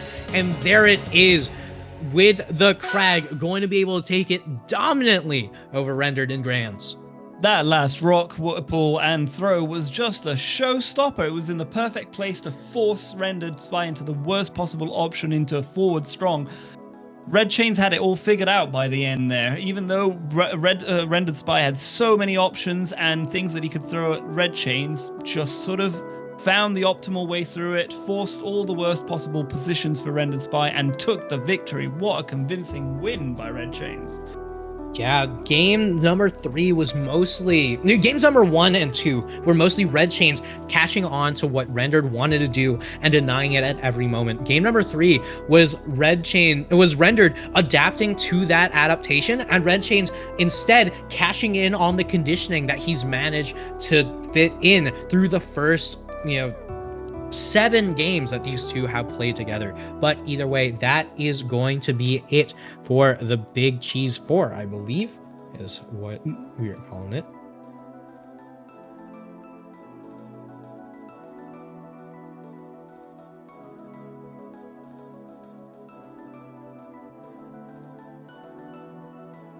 The illustrious Anti carrying the whole set. Yeah, but I mean, either way, I'm always happy to be here, and I'm always glad that y'all are happy to have me. But that is going to be it for us for tonight. Thank you very much, Waki. Thank you, Darkbot. Waki, send me that replay. There was a... No, I just need that one replay. There was a patch bash that happened that's not supposed to happen. Oh my... Yes, the Rockwall game. Goodness me. Well, thank you, everyone.